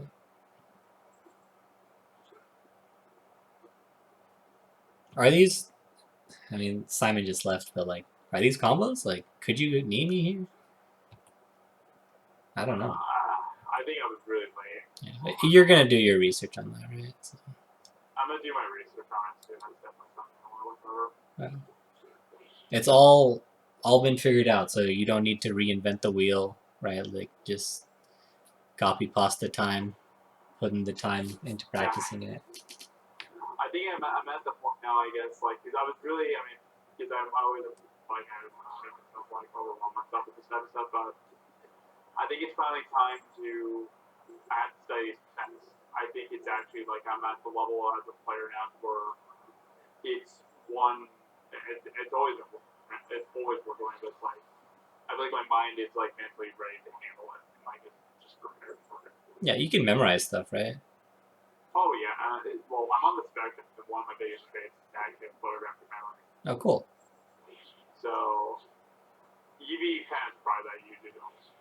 I know you anything about anything sports or like racing NASCAR related. I'm like probably the freaking genius of that, so I could probably do the same with me whenever in that side of things. Yeah, I can see that. Just memorize those percents and practice them a lot. Like your work ethic, I think is pretty good, like better than most players. So that's I like try. yeah, and like having that coupled with the knowledge to know what to practice. A lot of people just put in so many hours into the game, like not get anywhere. But if you know, like, oh, this is really important to practice, I mean, you're gonna down throw so many more. That's so many percents, right? So being able to convert and knowing what percents you can convert, like, is so much more valuable than like neutral practice. Yeah. Oh, and that's what I talked about earlier too about I want to say that again. Real quick. I just want to see that. I was thinking maybe today about that. That's just the reason. I'm just remembering what Simon told me. Yeah. That one I'll let slide because it was after like an aerial, so maybe I could have jumped again. But I don't think the knee was a bad option here in this case. I was thinking more of the slide B. I don't. And then, do you see why this Marth killer attempt was bad? You never used your jump. Right.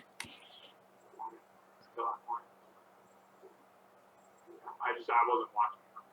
Yeah. Again, I should have thrown.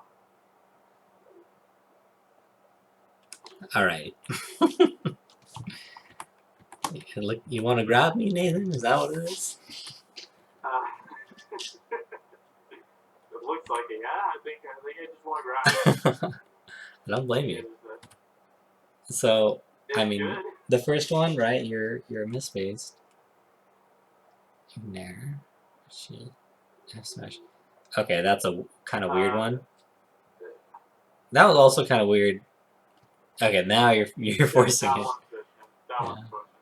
Yeah, the first few were actually kind of reasonable. This is what I talked about.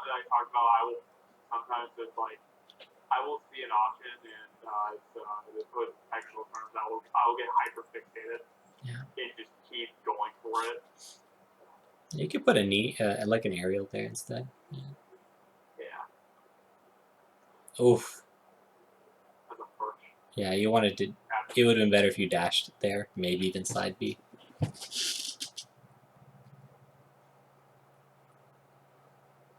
say not bad roll there. Yeah, that's fine. Yeah, I'm just trying to grab it.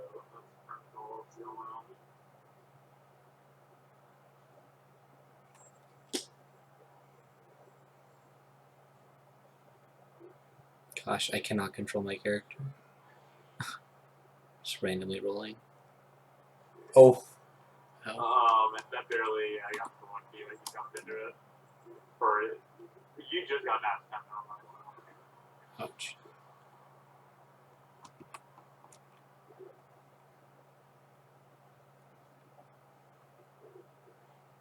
Yeah, that was bad by me. Solid grab by you. I probably should have done that there thing I was talking about. Maybe I should back throw here. That was a good wave on the ground. Oh, that hit. Wow. Oh, this is kind of nuts. I've never seen this before, actually. I thought that grab was really like to kind of get it.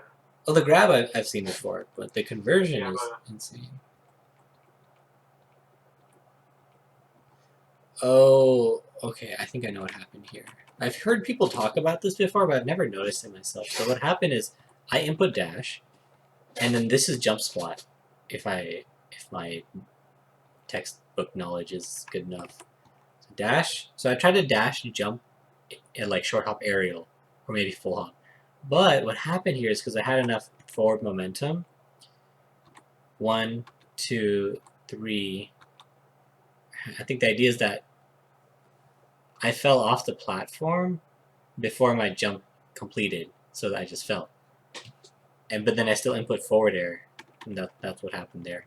But it was actually better that I did that. You did a rock, right? You did like almost like a drop shot. Yeah, and not on purpose. A good DI. We talked about how long. Oh, I just barely did the double box. Yeah. It was hard because you were in the magnifier, but yeah, you gotta hit these. You could have made it back for free. Yeah, probably, but I appreciate you both you for giving me the heads up though. Because like, I feel like neutral wise, I've been very good for a long time. But like the little details, like the percent-based stuff, stuff like that, that's where you guys are still better than me. Yeah. Yeah, I know all my numbers for the most part. I have my mix-ups figured out. See, I'm happy. I'm so happy. That was really good. I didn't believe because he hadn't been doing it. I was like, today Nathan is too scared today. That's how I felt. Well, and I was very scared that whole time, and that was like the first time I was like, because I lose my comments so much sometimes in those sorts of situations because I have PTSD a little bit sometimes. For sure. Yeah. I'm getting hit too many times by you now. Yeah. But I finally hit. I was like, okay, yeah, there's something here. We can still do it. We can still do this. You barely live. It's hella scary. So do you see the side B and then you go out? Yeah, I react to the side B line. That's cool. Yeah, you could like even short hop preemptively, which I think you did, and then you see the side B and then you fastball back here. It's really good. It's something Bobby taught me a while back. Yeah.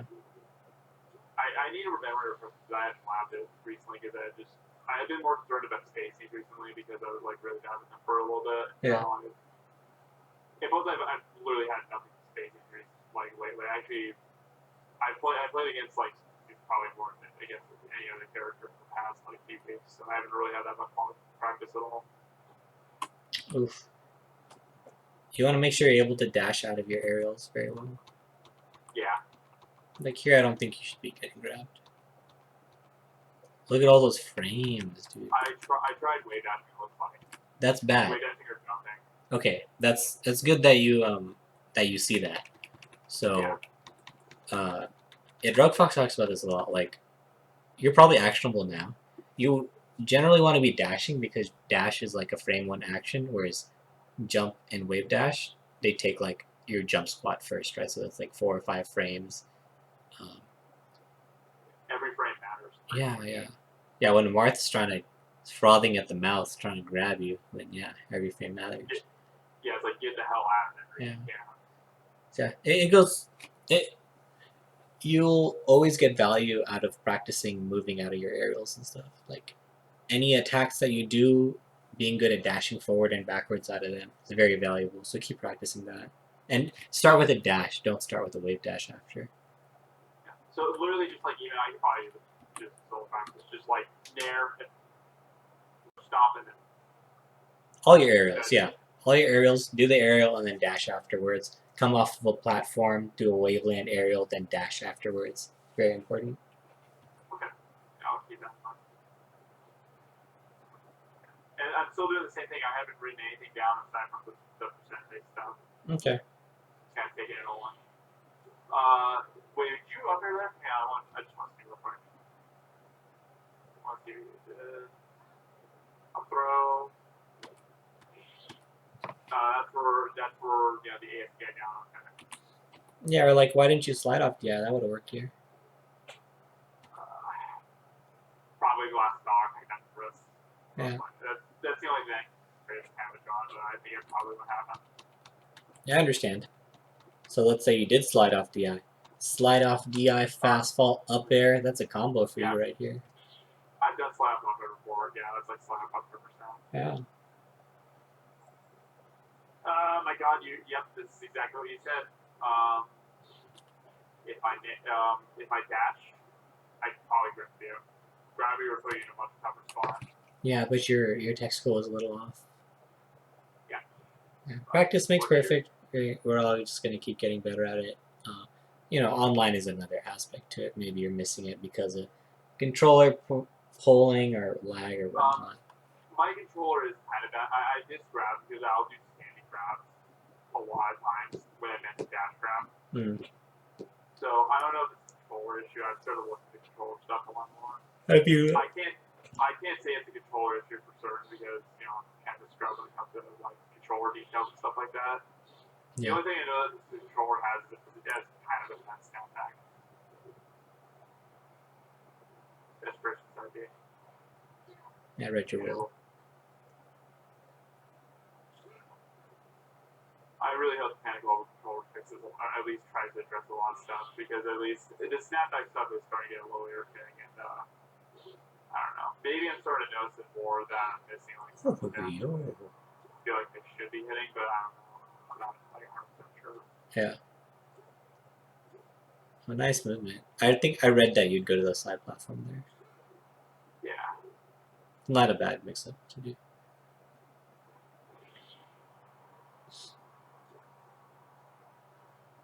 Nice. You chose that. I thought you would go high. I think I did an L cancel or something there. Side B. I could have side B. Almost. Wait, dash? Nice. That's something I actually have looked at against Fox. Like, what will Fox do on the platform? Will they run off? Will they? Okay, this shield right here, I haven't taken 100%. I was more calling it back here. Yeah, that's okay. Back here. Because I was like, if you get, I was like praying so much against that because I can grab you that. Yeah. Yeah, you should usually up B when you have all this height because it's really tricky where you're gonna land. Yeah, this is really tough. Kind of goes back to what you were saying earlier too. Just go high. Or even with your double jump, just double jump, and then if you're following my mouse, just go all the way onto the platform, and then you can do the Falcon kick. I know that might sound stupid, but I think it's actually really good. It's kind of hard for Marth to like be airborne and not get hit by the shockwave and shit like that. And also, after you've landed, you can umps attack too. It's really good. Okay, it seems very risky, but I'll definitely consider it. Yeah, but Well, you're at 196%. Because the shockwave can be hard to hit. Yeah, and once you're grounded, you're gonna get your jump back. You can also umps attack whatever I hit you with. Yeah, so like even if I don't land with the Falcon kick, I can just jump. Oh, I don't know. I think your base once you input Falcon kick, you're almost definitely hitting the ground. Right here. No, if you drifted more into stage, you chose the fast fall. Yeah.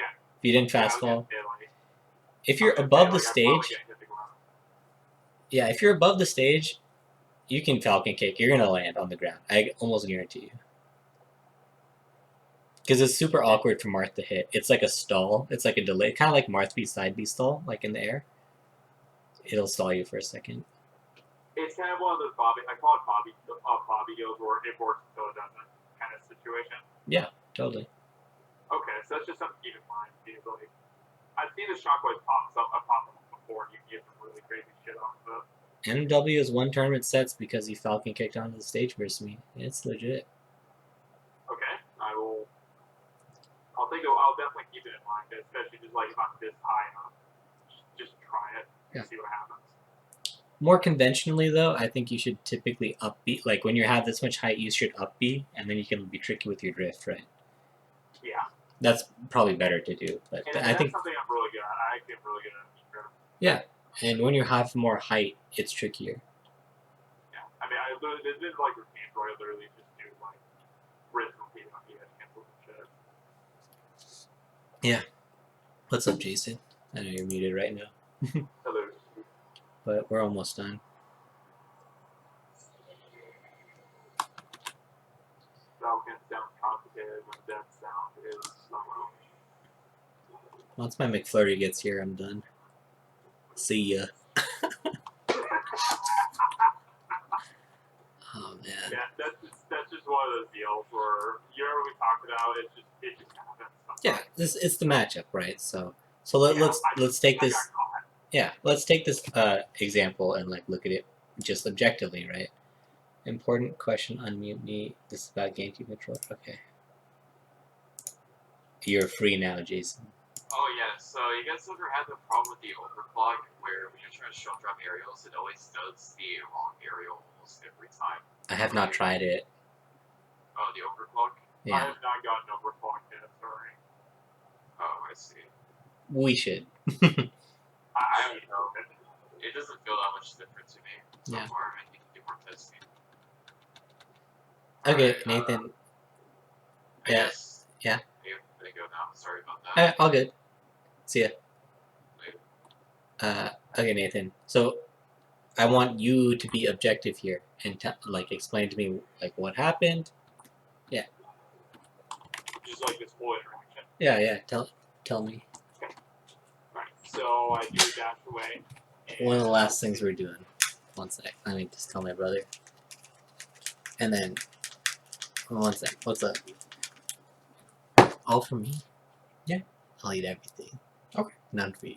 That's fine. I thought you wanted some. No, I don't really care. I'll give you some. No. What? I got a small Coke, so it doesn't matter. It's too much. If you don't want it, you can put it in the fridge or freezer and let me know. Okay, I'll let you know. Okay. Thanks. Yeah, of course. See ya. Good. Good night. Okay, yeah. Just explain what's happening here.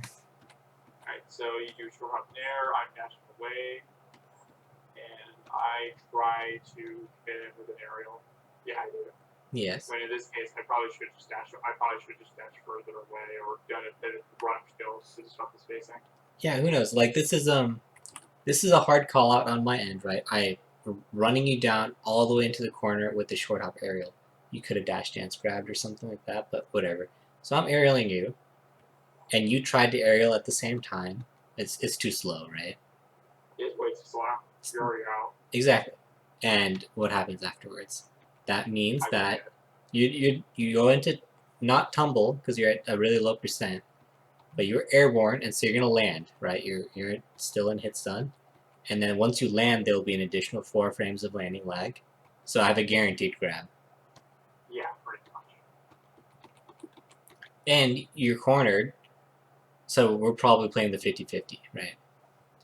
Yeah. It makes sense. I'm again trying to be objective here.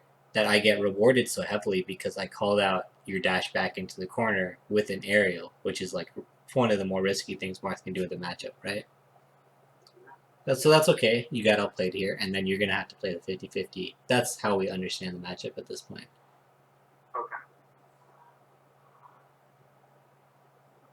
This time you called it out, but I'm going to try to double my sweet spot. Yeah. Can I try that? Must be like the noise. Would backflip them better? Yeah, I would have deployed the downer. In this case, it would have. Yeah, it would have. Okay, Do the backflip up B.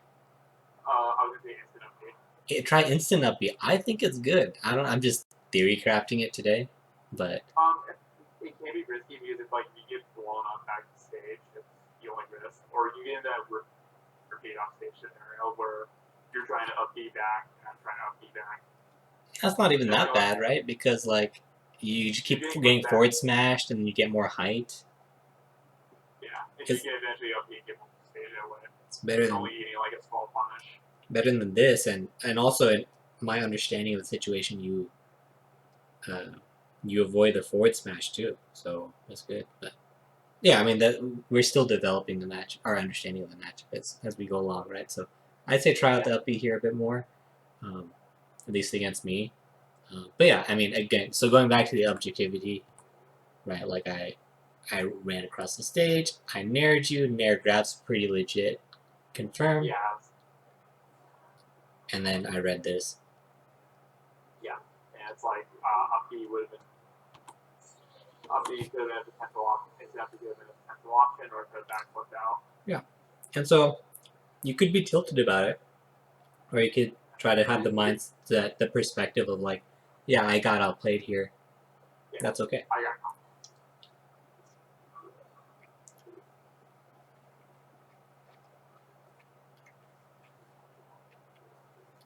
Like when you destroyed me at Wednesday Night Fights, I was thinking about the set. I was like, man, I just got outplayed. Like in all these spots, like, man, it happens. I kept dashing back. He kept marrying me. It makes sense. Yeah. I've gotten better at that. I'd say like especially in non like stuff. Yeah. That's the one, and that's why I'm glad that like just consistently once a week. I saw beat up here. Even though, I mean, obviously it was too low percent, but I think I did it. Yeah. But I did do it there.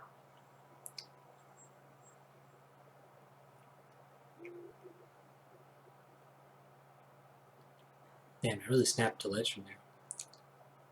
You know, I just went to there's really much I can do there. Yeah, I was actually thinking of something you could do here. So, after you back air, I was thinking I could have stopped. That's the only thing I was thinking. yeah, you could back air then stomp. You could back air then wave dash to grab ledge. You could back air or stomp, ledge cancel, grab ledge, and then normal get up. A lot you could do.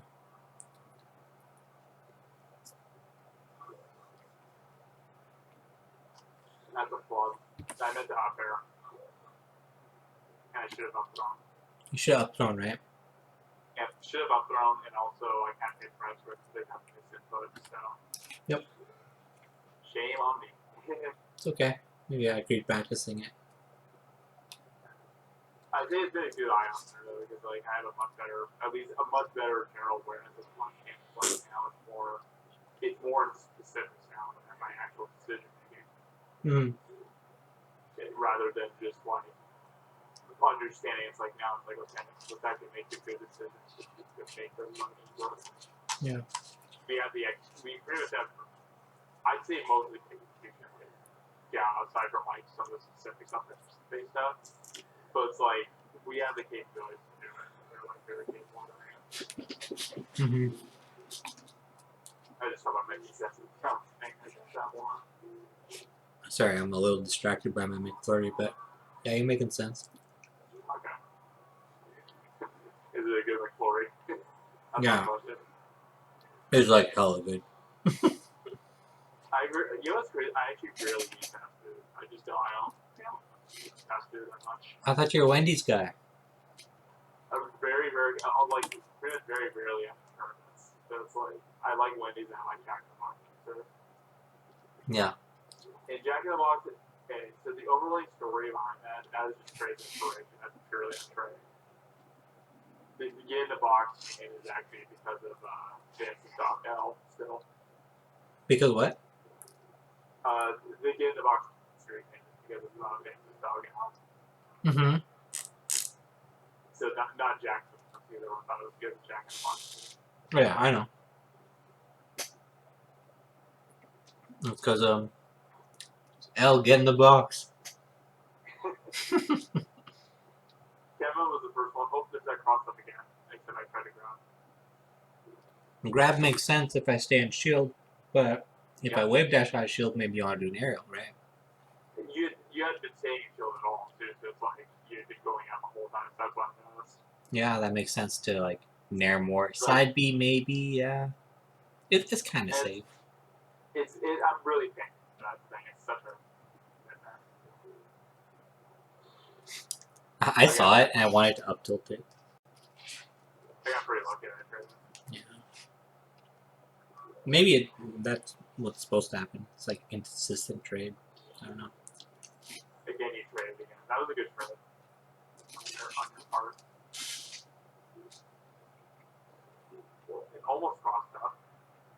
I mean, that was the time I was expecting it was kind of good. Neat.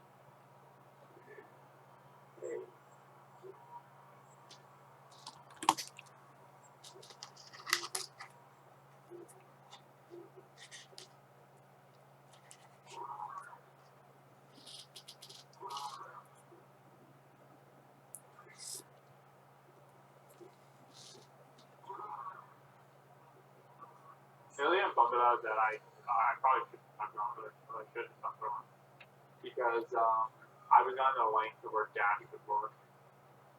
I couldn't have gotten dash at the time. I could have forward thrown instead. And again, that's another double awareness thing. I wasn't aware of your double jump. Yeah, I'm like way too close.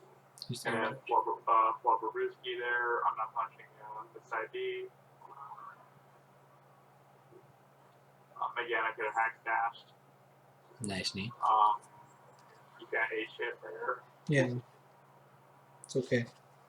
See, I'm like, see, when it happens to me, I'm like, I gotta play. I just I thought he was gonna back air me, so I countered, and I didn't, so I got need. That's okay. Just think like shit. What? That's just my type of humor of how I describe it. Yeah. I'm just like shit. Mhm. I got played. Yeah.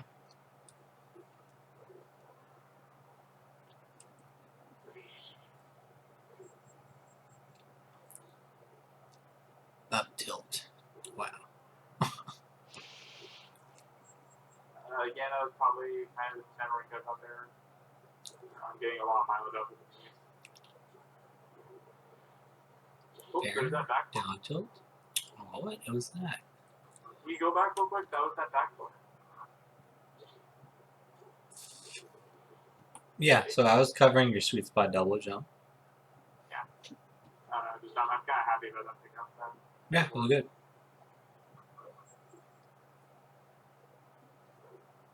Again, I crossed him up, but again, I did side instead. Yeah, the cross up was good, but then like it's like I'm way too far away for this like side beat to be that good. Yeah, that's what I'm just saying. That like my option selection is gotta be better when I do get the cross up. It's like what is Marth doing? Is he staying chill when he dashes down? So it's just chasing down the air or knee or stuff like that. Yeah. Whereas the side B, that's just such a commitment. It's like I'm really thinking that I can scoop him up for this. I've had to wait out back to mess it up.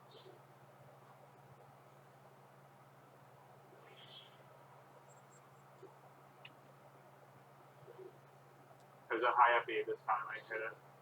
Mm-hmm.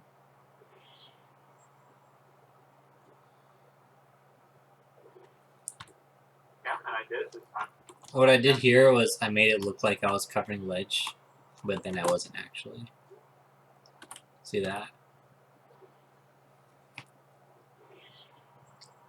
But yeah, exactly. I had not been doing it at all. And so up being high there, see, you take a hit, but that's okay for Falcon. Yeah, it's like I'd rather take just hits there because you part of this piece. I was like, oh my god, is the dream combo happening? Up B into up B. Up B forward smash. Wasn't meant to be. Is that a Marth main dream? Yeah, it is. It's like stop Falcon punch. Mm-hmm. It's like every Falcon wants that.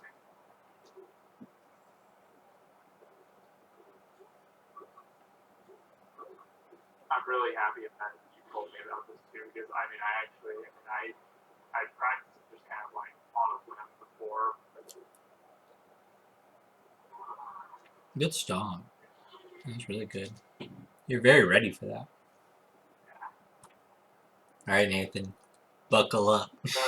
Alright. Rip it off. Let's rip the band-aid off because this is where I'd say I went full tilt. I was actually pretty calm throughout most of the set, but this is the one game where I'll say I went full tilt and absolutely self-destructed completely. For sure. And so, yeah, you got tilted here. Mentality came in because I went full tilt this one game. Yeah.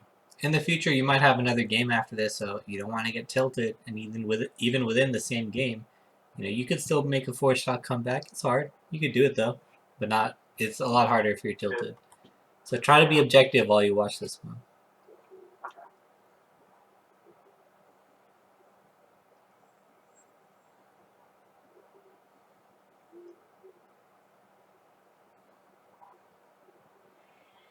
Just like watch it and think about like what you would do and stuff. No talking, actually. Let's just not talk and just watch and think about things you would do. Were they good? Were they bad? What would you do here? Are you side being? I don't know.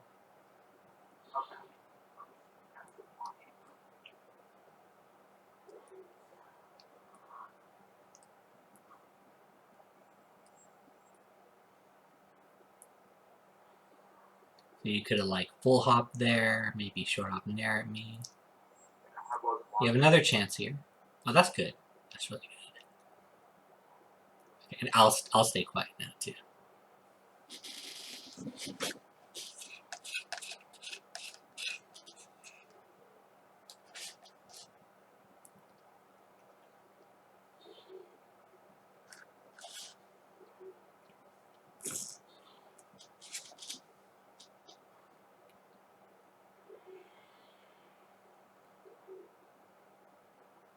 Could have been slide off up air.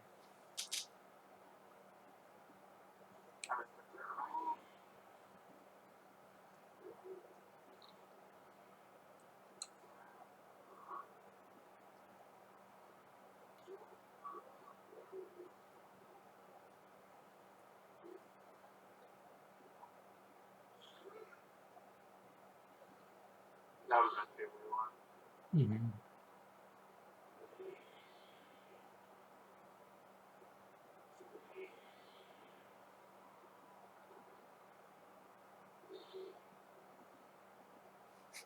Oh, this was sick. I just remembered. No, I remember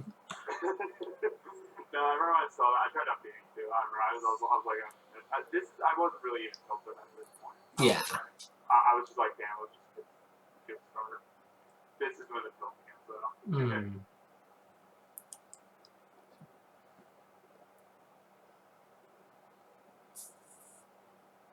Remember, be objective. Whiff to grab. That happens. Grab is pretty risky. You guessed wrong. Yep, I did double jump to the ledge here.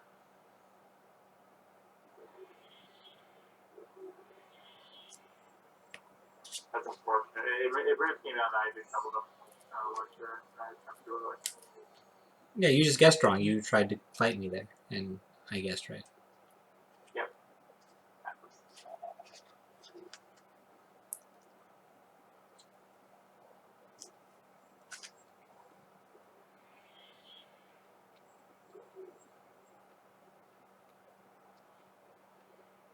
Yeah, I walked my Oh wait. What you did there was actually good for certain reasons.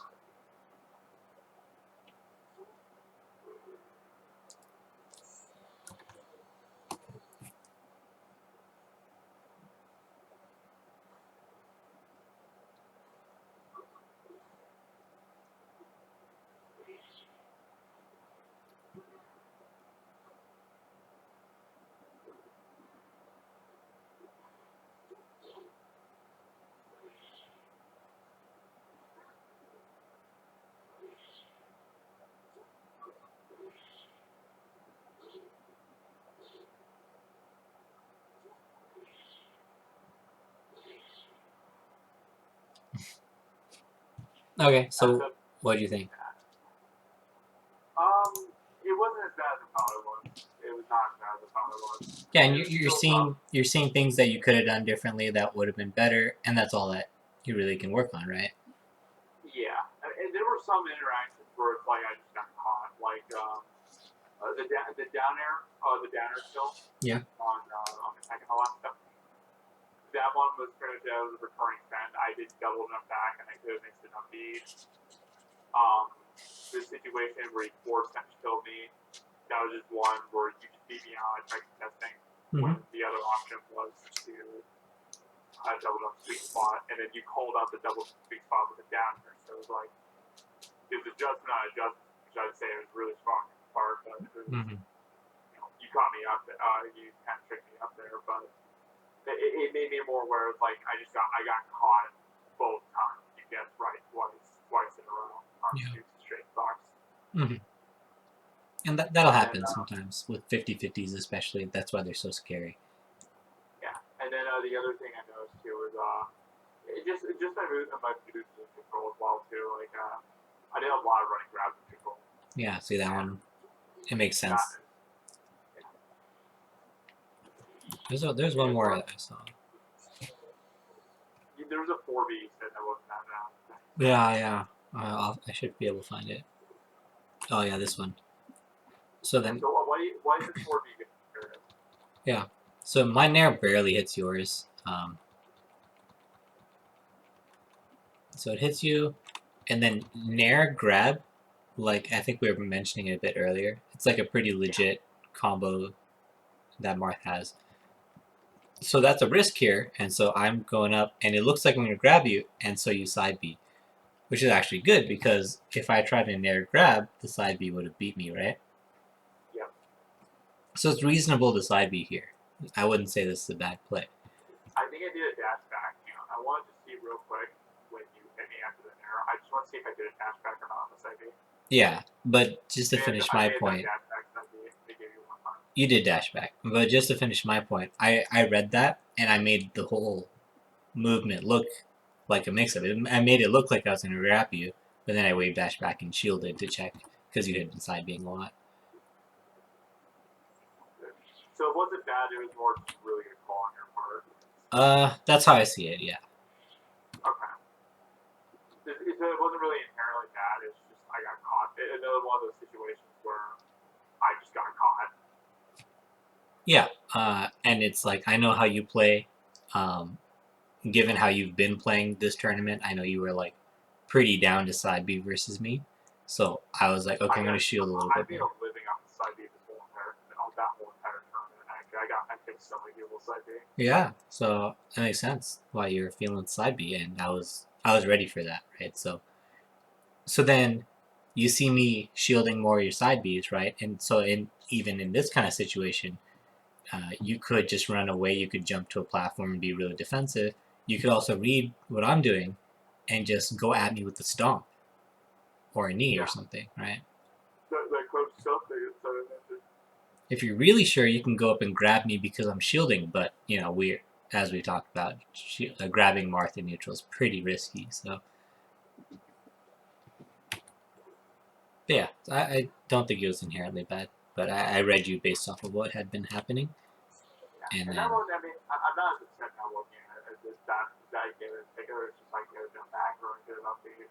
Yeah. And just you get fried in that situation, which in hindsight, and also the context of this game, it's honestly a really smart counter because the previous stock before caught me for double jumping back. Or yeah. Or you tried a double jumping back and I got caught. So it's like, in my mind, I'm like, okay, I can't do that. So I'm just going to double jump C-spot. But then you call me on that again. Or you call me on double jump C-spot. So that's just a good catch on your part to cover both of them. So it's like, I just got played on both stocks. I just got played. Yeah, and that's going to happen. And so sometimes from your position, because I know we've gone over this, you're very like, the mix-ups, and that's why you actually adapted here. So yeah. I was aware of that. I have to respect Nathan. He knows what's going on here, so I had to change it up. Sometimes, from your perspective, you're just going to have to be stubborn and pick one option a few times. Sometimes the stupid play is the one that works. You're just going to have to double jump up air 3-4 times in a row, and then I'm going to be really scared. I'm not going to want to go off stage anymore, right? Yeah, it's like, if you're really scared, then I'm going to keep using it until you prove that you can beat it. Yeah.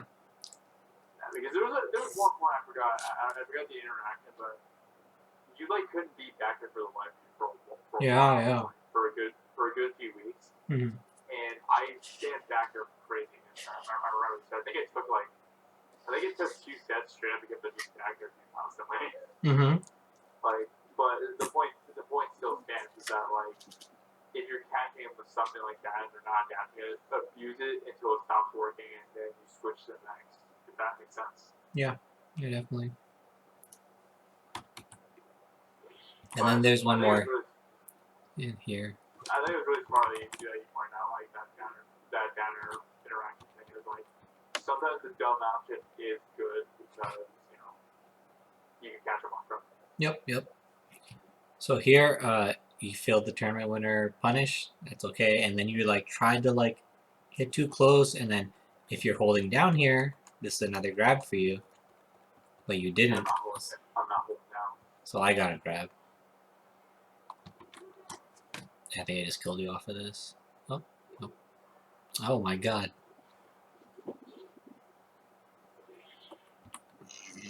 Excuse me. I've been getting better at this kind of stuff, just running off platforms and forward airing.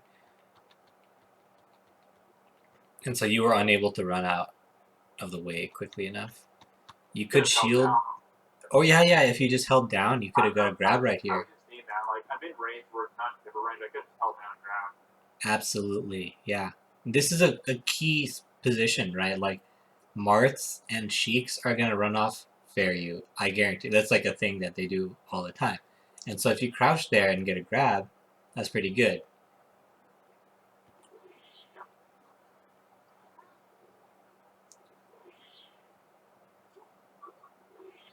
Your stomp just got beat. Happens. It wasn't a bad decision. Again, you caught it again. So. Yeah. Just instead of down air, I did forward air. It's just technically a bit more optimal, but it works the same way. But again, it was the same sort of deal. It's just been caught multiple times. It wasn't a bad option even on my part too. It's like it's not. Yeah. I agree. I just now thinking about it, just, you made like 3 really, really good calls on 3 stocks in a row. Yeah. And my opinion on the matchup is that Marth has to take those risks. You can't be scared. Like, that's why before I could never beat NMW because I didn't understand how the edge guards worked in these positions. And I was like, even once I did, I was too scared to go off stage and I didn't understand certain parts of it. You just gotta take that risk, and that goes for both sides. You have to be willing to just double jump nair or double jump up air like 3-4 times in a row and guess right. I was talking to Nick in the stream, and he mentioned this too because I had taken I think this was like maybe a month or so ago, and I mentioned that like, hey, I had taken a few sets off the Umar recently. It's like, and he mentioned something like the role is almost reversed, but like you're kind of in a similar situation where Umar's at, where I was beating him a lot. You take a couple sets off of me or whatever. So it's like, I don't know, it's kind of weird how that works. Mm-hmm. Wait. It was very insightful though. Just hearing Nick talk about that. Sorry, I'm a little confused. Could you repeat what you're saying? He mentioned just like sort of the process like of when he was beating you like a lot for like not taking chances or whatever and stuff like that. Yeah. And then you started beating him, and now you beat him a majority of the time now. Mm-hmm. And like now where it's like it's kind of where I'm at, where I've taken sets off you. I've taken sets, and then but I still don't take enough of the chances like you mentioned. Mm-hmm. Right. It was very insightful, and Nick told me a little bit about it too. It was interesting. Mm-hmm. Yeah, I think I'm gonna call it. I think there's so much you can keep working on, which is awesome, right?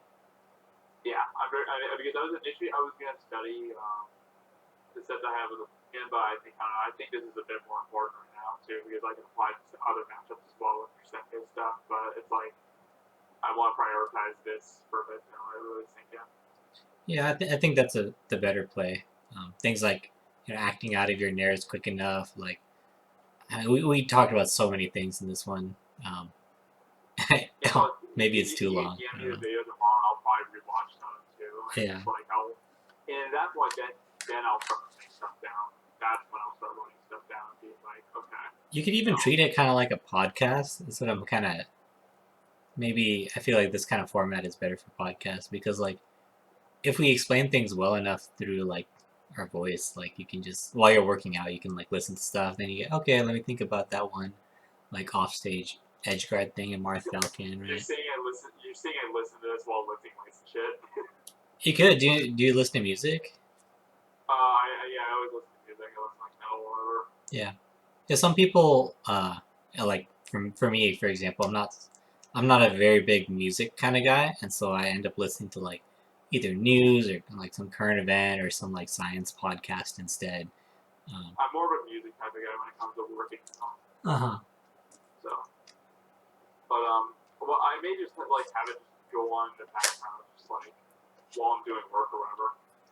Like, yeah, as long as it's not like distract. Yeah, whatever works for you. I mean, commute's another common one. What I usually do, like my work, is I listen to Bob Ross pretty much show.